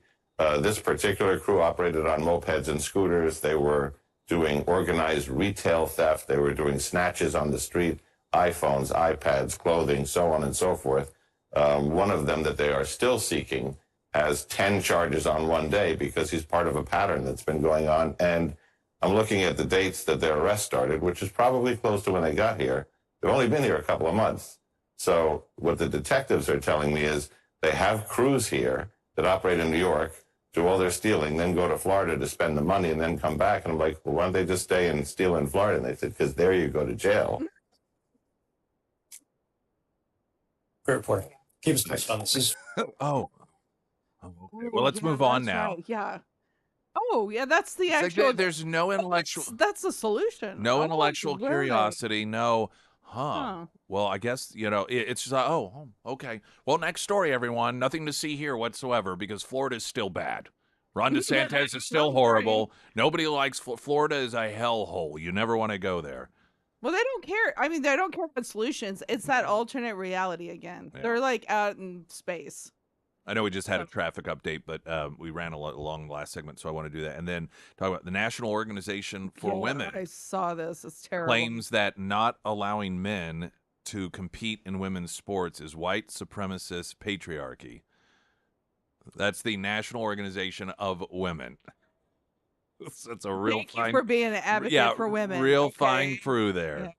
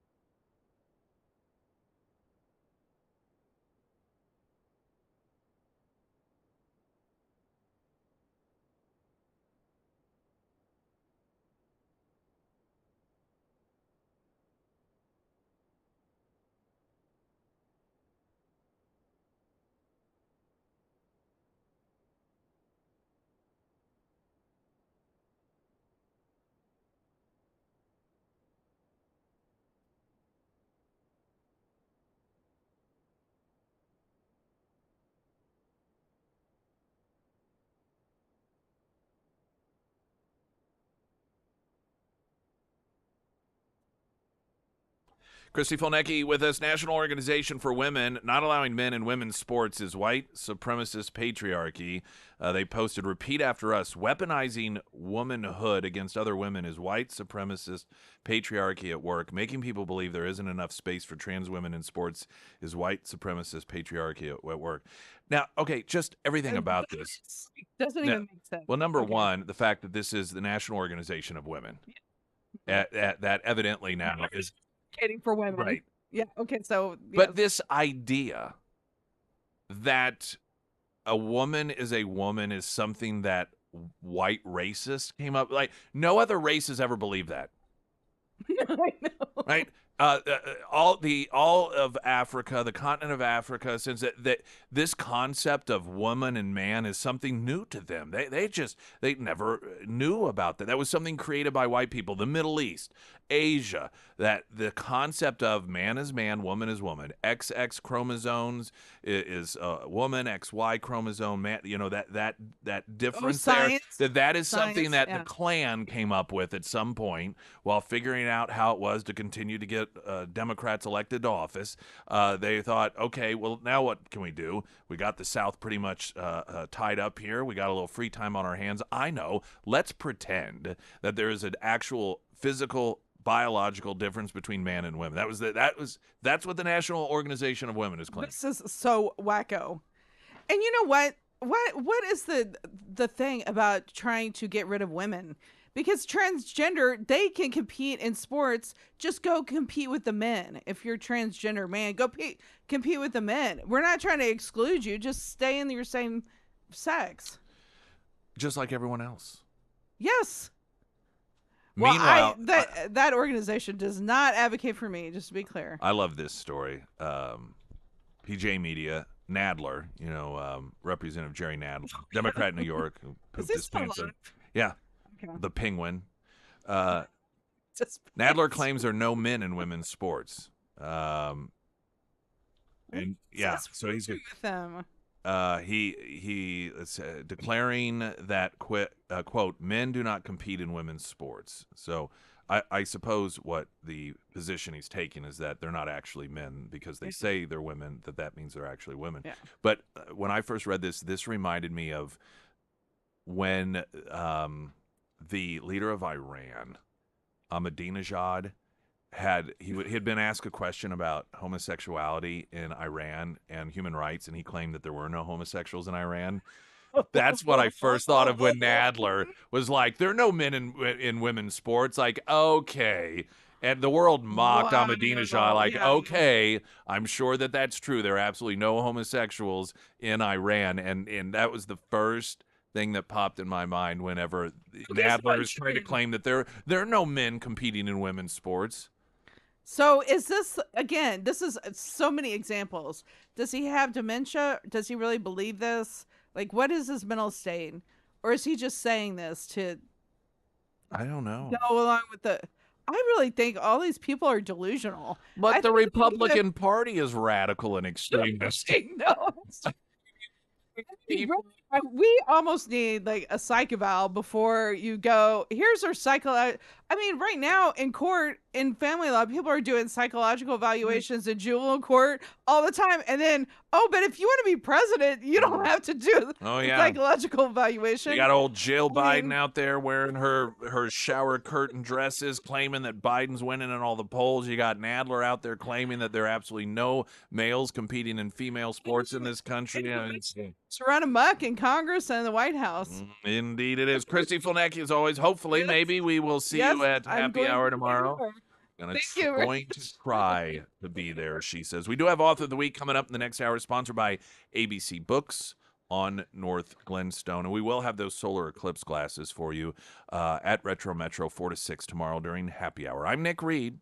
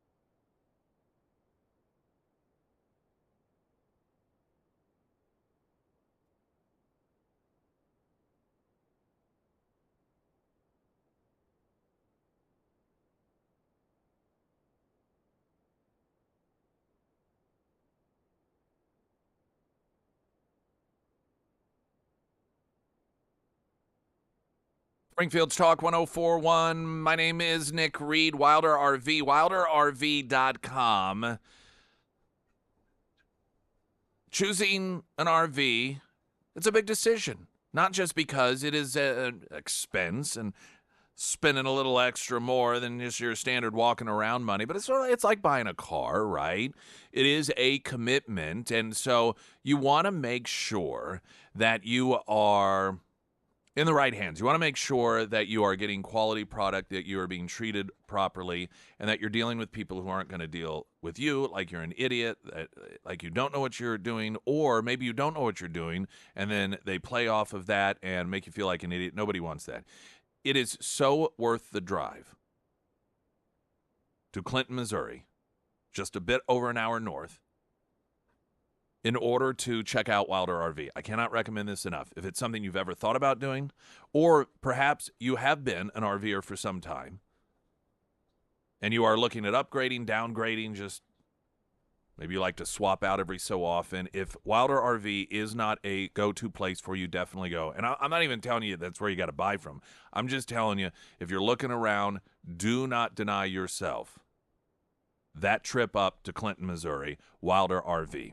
You can check out their website to get a sense of the massive amount of inventory they have and see the pricing, which is another fantastic thing. And that is straight, transparent pricing. It doesn't get jacked up with all sorts of different fees and additional dollar amounts once you sign the paperwork or as you're signing the paperwork. Like, well, this is standard. See, you're going to get this anywhere, no matter where you go. You don't get that stuff with Wilder RV. It's straightforward. It's transparent, which is one of the reasons that I really like going up there, and I recommend them to you too. WilderRV.com, KSGF.com, under Nick's endorsements, and of course, just there.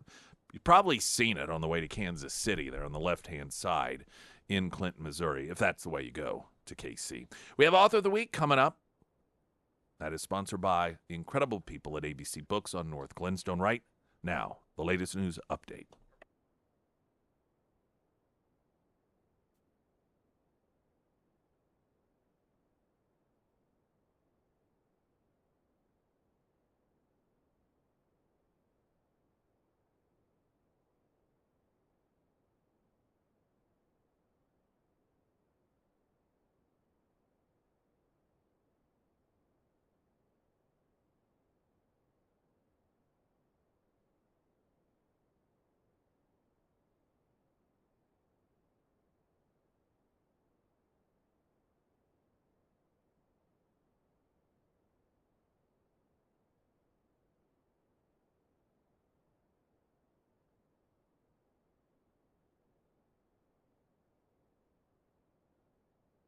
The First Alert Forecast, sponsored by Wolfpack Cleaners, your residential and commercial cleaning professionals. From Color 10 Fox 49, meteorologist Tom Schmidt. Sunshine 58 for a high today. Tonight, clear 32. Tomorrow, widespread frost in the morning. In fact, there is a frost advisory until 8 a.m. It will eventually be a sunny day with a high near 64. And Saturday, sunny, breezy, high near 69.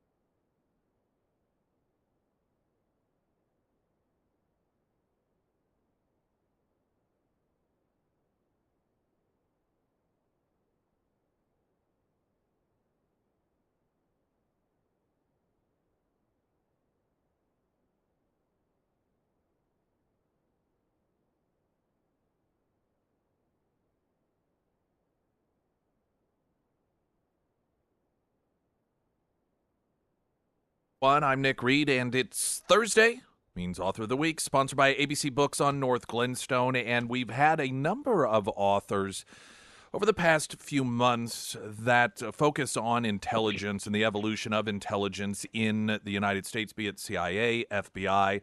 Our author of the week is J. Michael Waller. The book, Big Intel, How the CIA and FBI Went from Cold War Heroes to Deep State Villains. He's senior analyst for strategy at the Center for Security Policy and president of Georgetown Research. He worked for the CIA in Central America, did groundbreaking scholarship after the Soviet Empire's breakup, teaching history methods at America's premier intelligence school. And you've probably read his work in the New York Post, Washington Times, Washington Examiner, the Federalist, and the Wall Street Journal. I appreciate you being with us this morning. And I'd like to start with what prompted you to decide to sit down and write Big Intel? Well, hopefully the publisher who came to me, because he had known me from back when I was doing work with the CIA long ago, but he didn't know that I was. And he was concerned with wokeness in the CIA and would I do a book on it. And I began working on it and thought, it's the FBI affects everybody day to day. Let's also explain that too. So that's how Big Intel came around. Outside observers may have begun to see what they see as a form of corruption, if you will, within the FBI specifically, but also the CIA around the Trump years because of what people perceived as the using of their power, their authority, their credibility in order to go after Trump. But I'm curious how much further prior to Trump did this evolution begin, and what has this evolution looked like over time?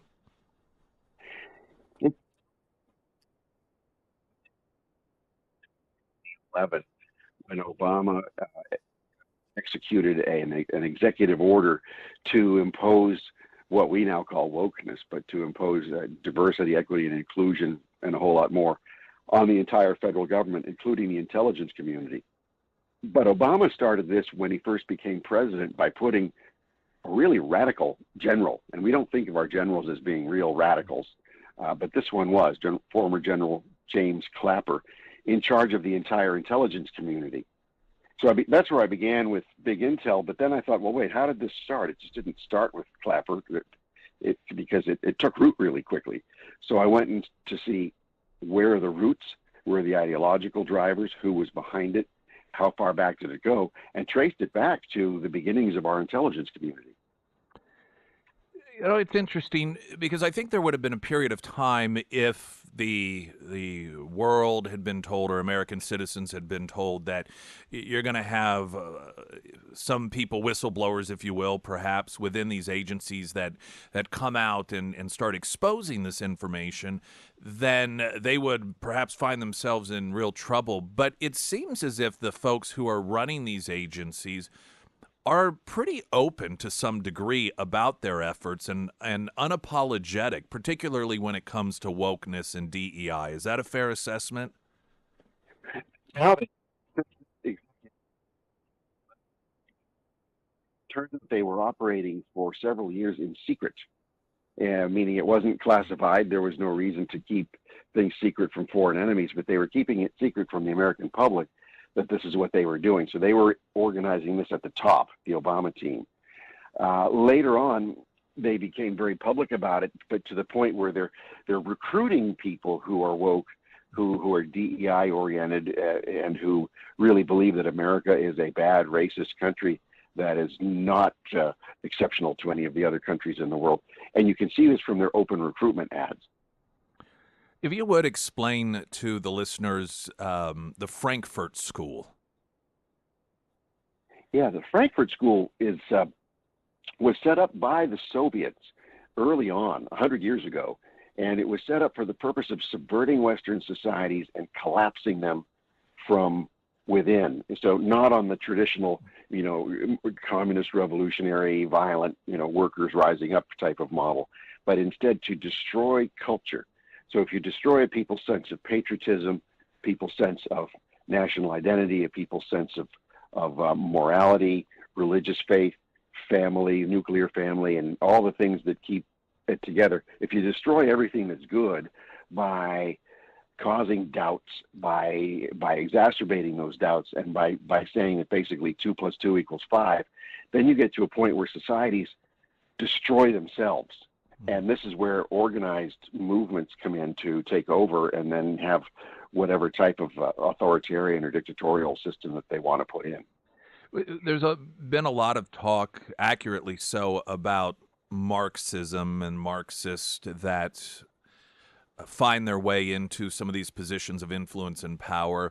And sometimes I think that Marxism, it oftentimes isn't really understood. I noticed during the rise of Antifa, it seemed as if there were quite a few people that didn't really understand what fascism was. The fascists were calling out the non-fascists as fascists, authoritarians that are authoritarians themselves calling out authoritarians. And I think some of these words that people just recognize, well, that's a bad thing, so I'm going to call my enemy that. All that being said, what is, in your view, Marxism? How's that different than communism and fascism?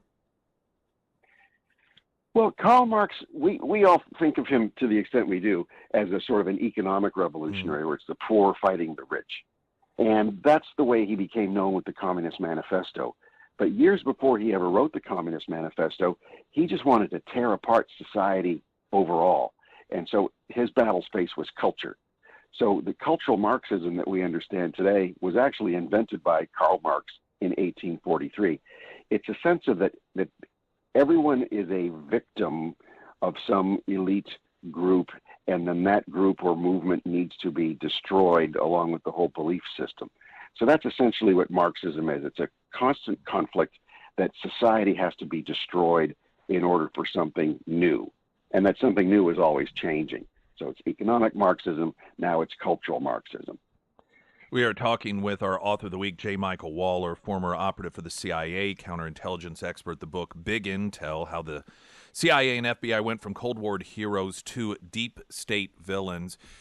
How is it that, well, this morning, or earlier this week, rather, there was a piece Miranda Devine had in the New York Post about DEI hires being pushed into the FBI, and some of the revelations that were presented to the House Judiciary Committee outside of the political component here, I think to most people are just completely outrageous how it is that they're hiring the people that they push through to hire. How is it that DEI figures into this overtaking and transformation of the CIA and FBI from what they once upon a time were, the heroes, if you will, to where they become the villains? Yeah, she had a great piece of the New York Post, and the whole thing with DEI is if you don't support DEI, then you're a racist, and you're a bad person, and you have to be destroyed, as do all your friends, and your whole belief system has no value. So it's like being called a fascist before or whatever. There's no escaping being denounced as racist. So a lot of people are afraid of that label, or they'll just go along to get along, and that's how these radicals are able to push through their agenda, by making everybody afraid of being labeled. So we already had in federal law and in federal hiring practices equal employment opportunity, to not discriminate against people on the basis of race or status or religion or so forth. So those were already protected, and you were still hiring, for the most part, the best of the best people for the job. Where DEI comes in is it's not enough simply.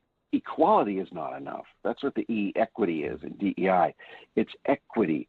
So not equality. So you're not hiring the best people for the job. You're hiring different grievance groups, or the radicalized elements of different grievance groups, to put in people for the jobs regardless of their ability, but it's based only on this social criteria.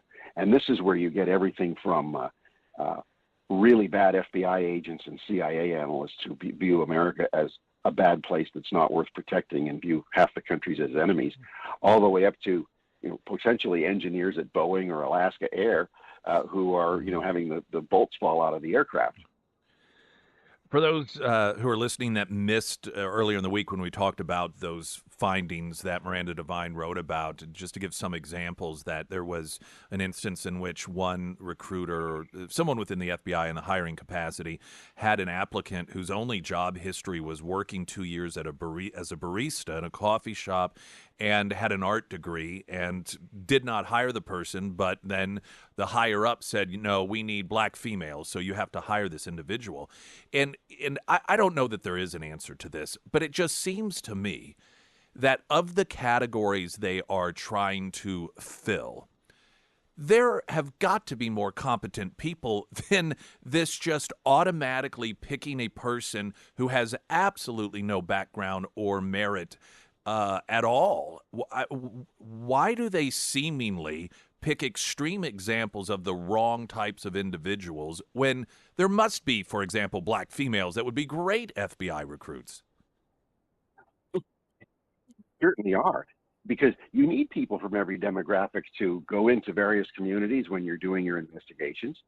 You need them to work with the Justice Department in different areas where there's, Spanish-speaking people or gay neighborhoods or inner city neighborhoods or whatever else. And you need them to persuade juries.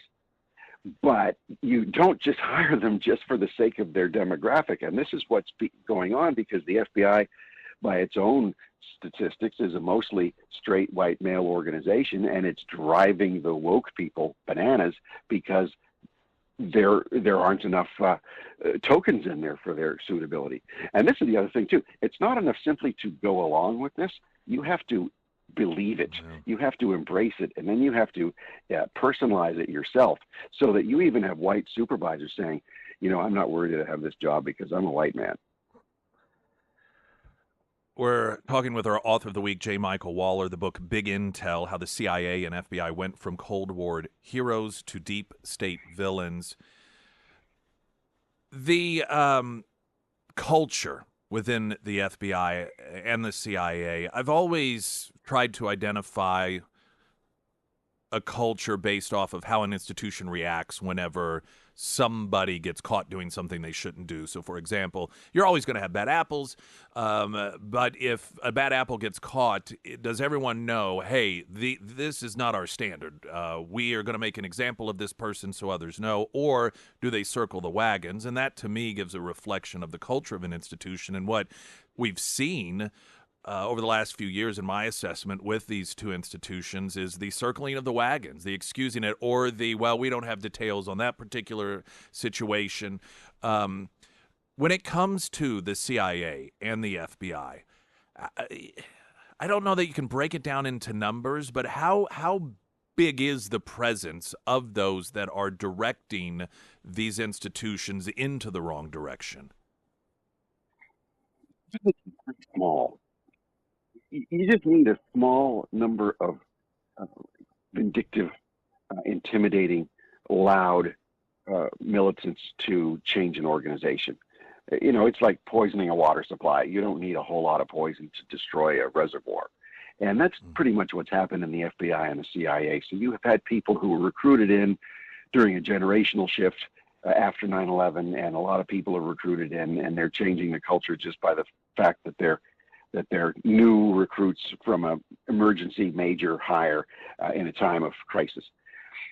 But then they get organized amongst themselves, but they're really not destroying the bureaucracies. What happens is when under DEI and under that critical theory, cultural Marxism, when you have radicals put in at the top, as Obama put in, they reach down into the system to recruit and then install lower level and then new people coming in to run the place in a very militant way. And that's when they determine who gets promoted and who doesn't. And they set up a whole matrix where you have to conform to certain social beliefs and practices in order to get considered for promotion to the more senior positions.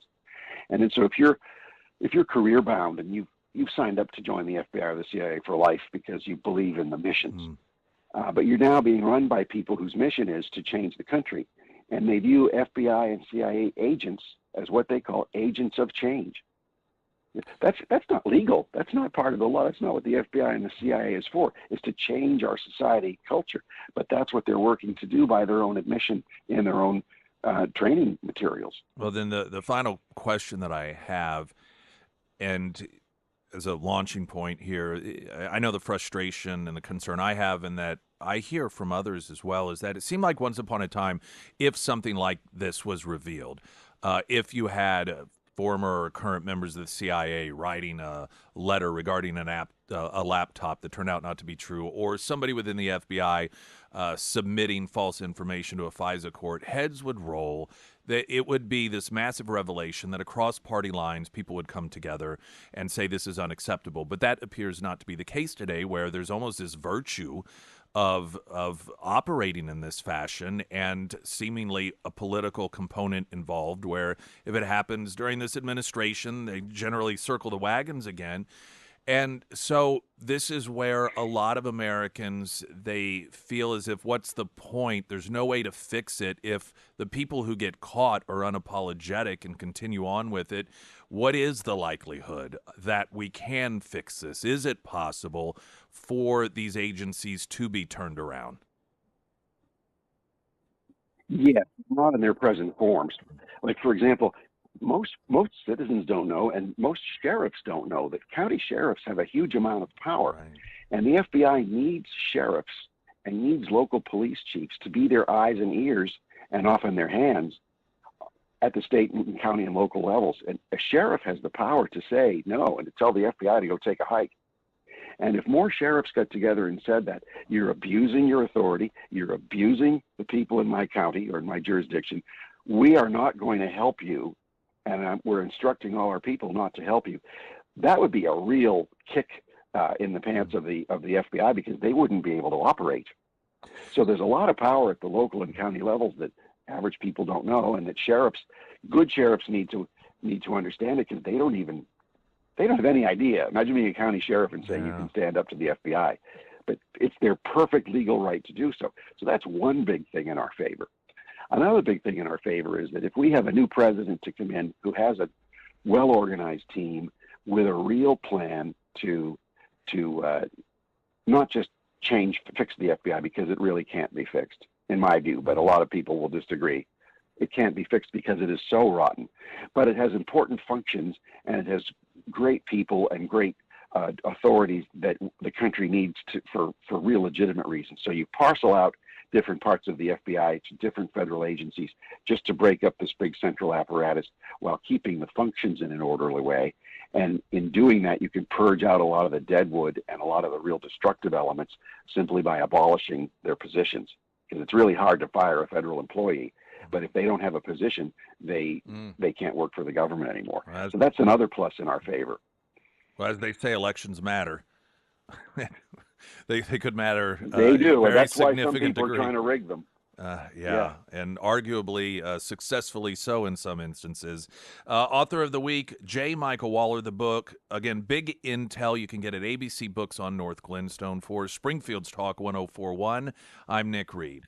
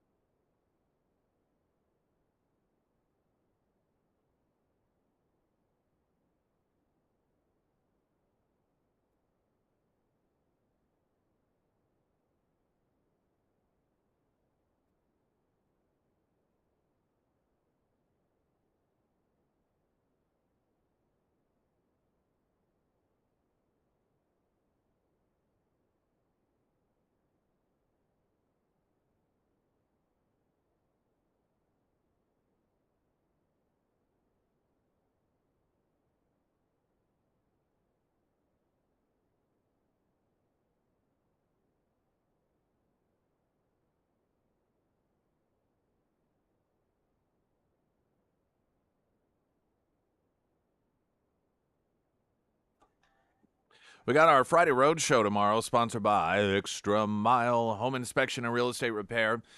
I expect that Anthony Carricker, or perhaps Alex, he shows every once in a while as well, but generally Alex or Anthony Carricker of iwantagreathomeloan.com would be joining us tomorrow. And I mentioned that should you have any questions regarding home loans or refinancing, I saw, I think it was Alex made a really great post regarding the home loans, and I imagine one of the problems that folks struggle with in the industry are people that are very guarded about their financial situation while trying to get a loan, maybe some problems they've had in the past, and so they hide things. And the message was, think of your home loan person, they're your advocate, almost like a defense attorney of sorts, that you want them to know absolutely everything so they know how to go into it. Now, not everyone's going to be in that situation, but I thought that's actually really good advice. But that's the sort of thing that you get with the Carricker team that you don't necessarily get with the mega big corporations or even your bank that you've been with your entire life. That sort of advice, that sort of advocacy, they really truly are the best when it comes to going above and beyond. And they're kind of nerds and geeks just about the whole industry itself. It's not just a job to them. It's something they really love. And so any sort of home loans or refinancing that you just have any questions about, reach out, utilize their knowledge, their experience in order to get the information that will help you make the best decision possible. And like I said, I think that Anthony will be joining us tomorrow. So it's a great time to come by Scramblers. And if you do have any questions, have that one-on-one conversation. That is Scramblers tomorrow morning for the Friday Road Show, sponsored by Extra Mile Home Inspection and Real Estate Repair. Traffic update, I'm Nick Reed.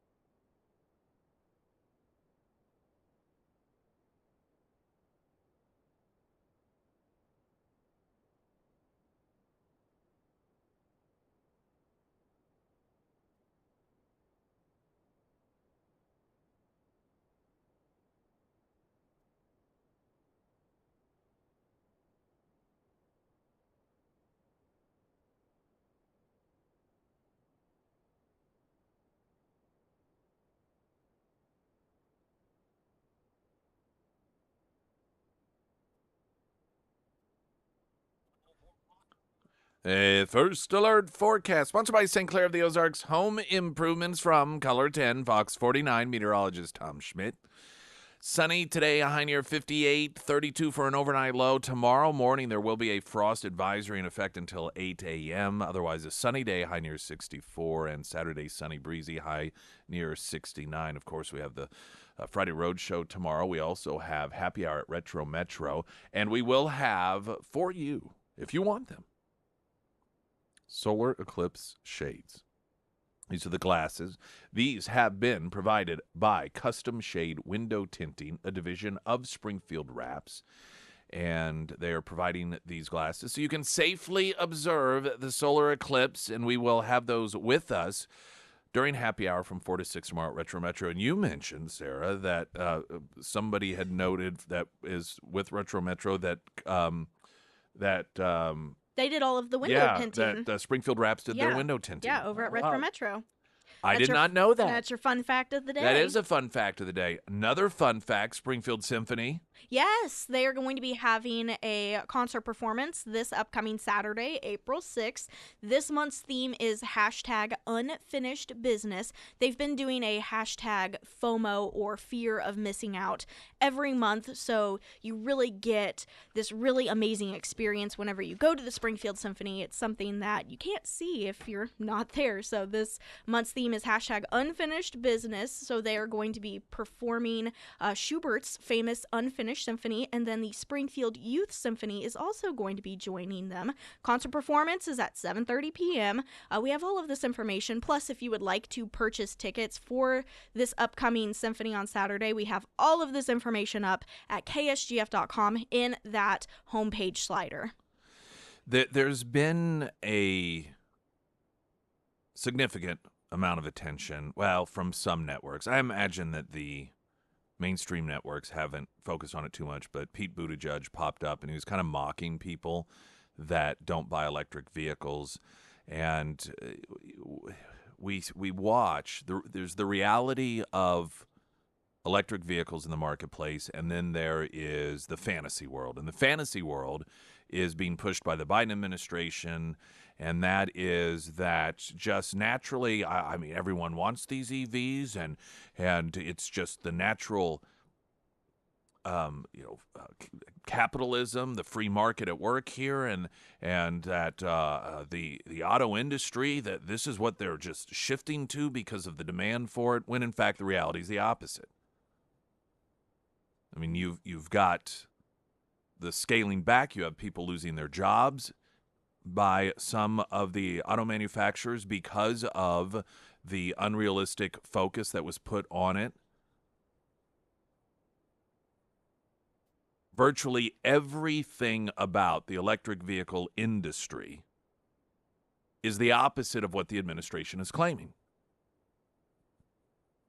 And what they're doing, what they usually do, people who do not comply and are not obedient to their requests or demands, they mock you. And when Buttigieg was confronted with the reality of people not buying electric vehicles at the pace, despite government mandates and government incentives and so forth, Buttigieg mocked people. He said, it's like talking to people about cell phones in the 2000s, people that refuse to let go of their landlines. Trying to draw this analogy here that, back during 2000, there were still these holdouts that just refused to let go of their landline, and those people were a bunch of morons and idiots that just couldn't get with the times, and if you're not purchasing an electric vehicle, you're just the same. Now, I happen to actually believe that there are some fantastic lessons that can be learned in comparing and contrasting the EV market to the cell phone market. I think there's a fantastic compare and contrast that can be evaluated here. Now, most of us right off the bat recognize that when it came to cell phones and the development of the very first car phone and the bag phones, you did not have the government creating laws saying that every phone manufacturer that made actual phones had to, by a certain year, have 70% of their manufacturing be cell phones. You did not have the government giving you tax credits and tax incentives to buy cell phones. You did not have the government creating erroneous or burdensome regulations on landlines, trying to make it expensive and make a person uncomfortable enough in terms of finances to where they eventually dump their landline to go to the cell phone. None of those things happen. Yet, what occurred? Virtually everyone has cell phones. Some people still do have landlines. Those numbers are extremely minimal, but generally speaking, those people still have cell phones as well and utilize their cell phones as their primary phone. Why did that happen? It happened for a couple of reasons. One of the reasons was because there was the concept of the ability to be able to make phone calls anywhere you wanted to, as opposed to a landline where it had to be plugged into a wall, right? Which is sort of interesting because when you look at it comparatively, landlines are more synonymous with an electric vehicle than cell phones are in that capacity because, gas you can put in a can, carry around with you if you have to, if you run out of gas. Gas stations are everywhere. You can siphon gas from one vehicle to another. But when it comes to an EV, you actually have to plug it in to a place in a wall or a unit. And so in terms of convenience, the EV is more like a landline than it is a cellular phone. But that aside,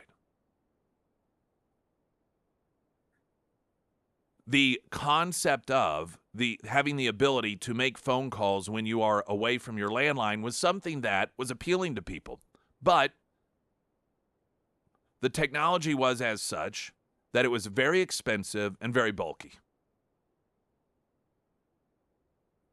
However, there were people that were innovative, had an entrepreneurial perspective, that were capitalist, that thought if we can figure out a way to make it more, or to make it less expensive and make it less bulky and inconvenient physically to carry around, then, well, we can beat the guys that are creating what's today, or what was going on at the time. And so you get this competition. You have all these different companies that are competing, working in order to make it cheaper and to offer more physically convenient cell phones.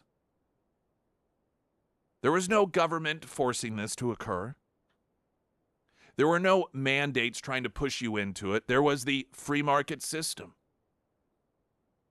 Now, the brilliant thing about the free market system is it incentivizes the developers of, be it in that case technology, to make things cheaper and better.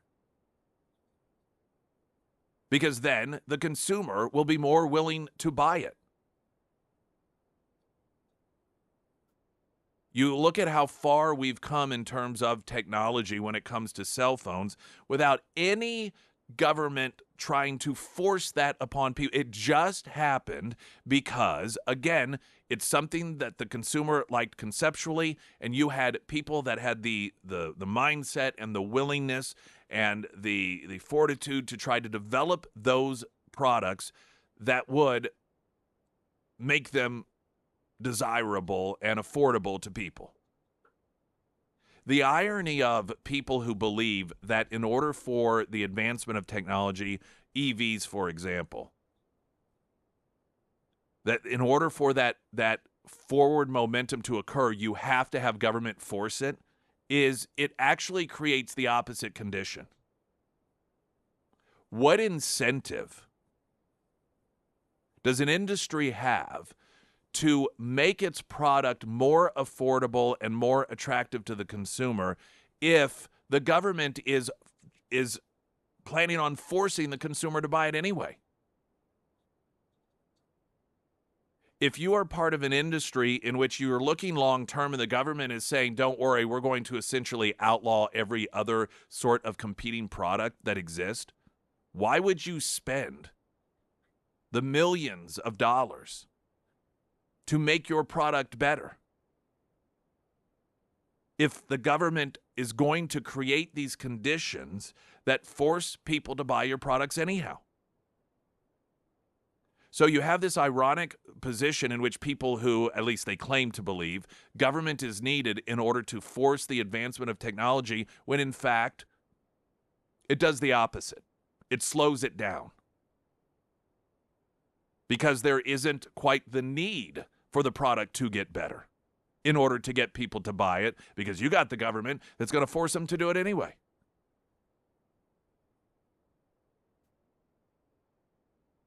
To have Pete Buttigieg, and this is the mindset of the left, the inability to critically think, to get, it was probably the absolute worst example he could give.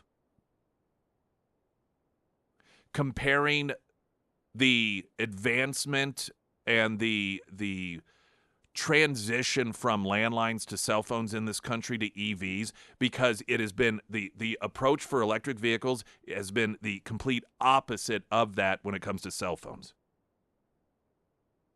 The fascinating thing about how the government is dealing with this electric vehicle situation is in that one particular industry, we are watching why it is that every country that micromanages the free market, of course, making it not a free market, but they micromanage the economy.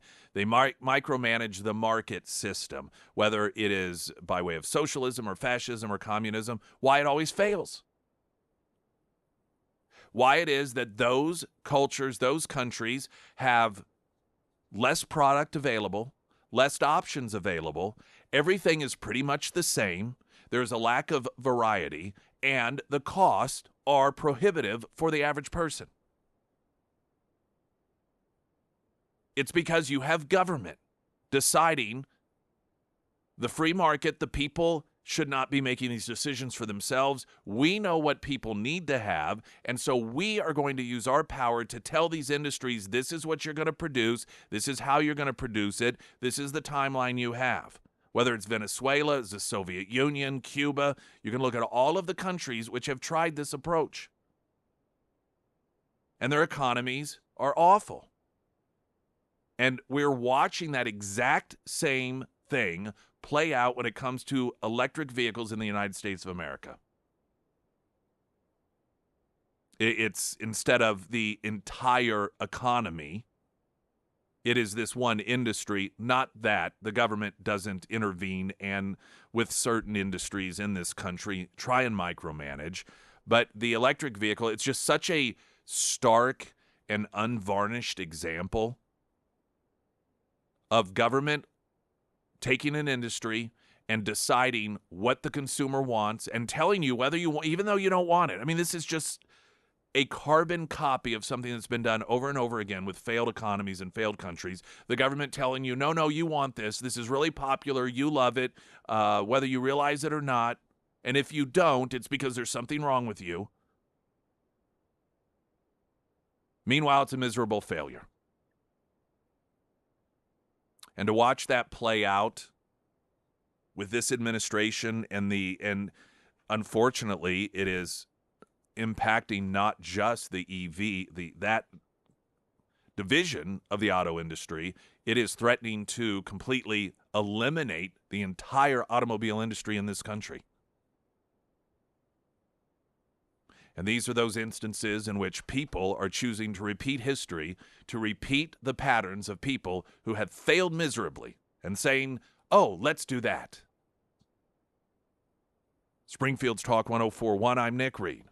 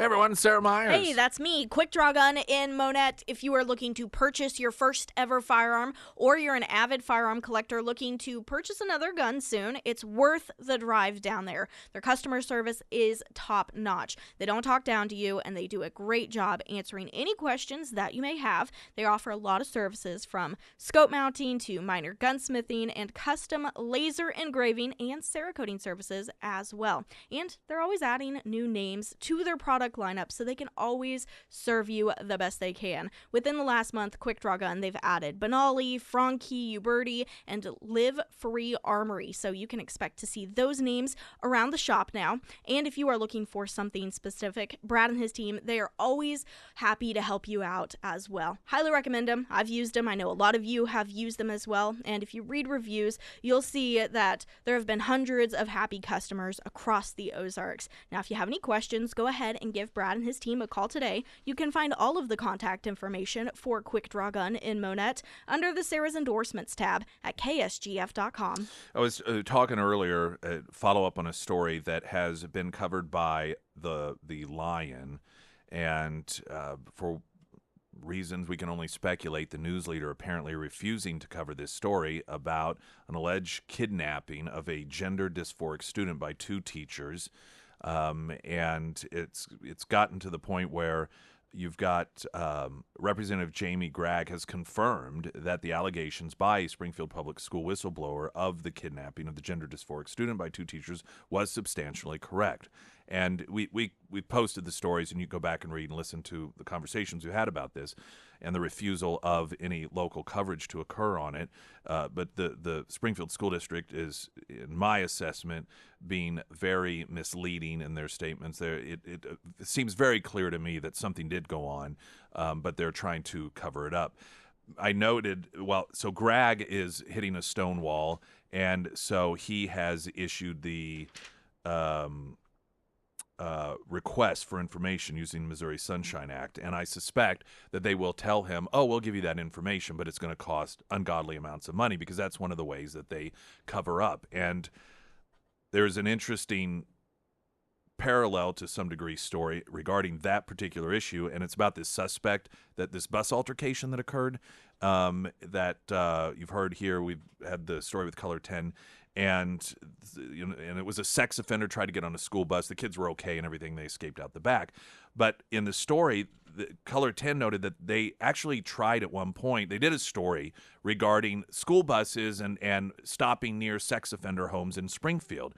And in an effort to cross-reference school bus routes against addresses listed on Missouri's sex offender registry, Color 10 requested bus stop addresses from the district, and they said, oh, yeah, no problem. It'll cost you $1,500.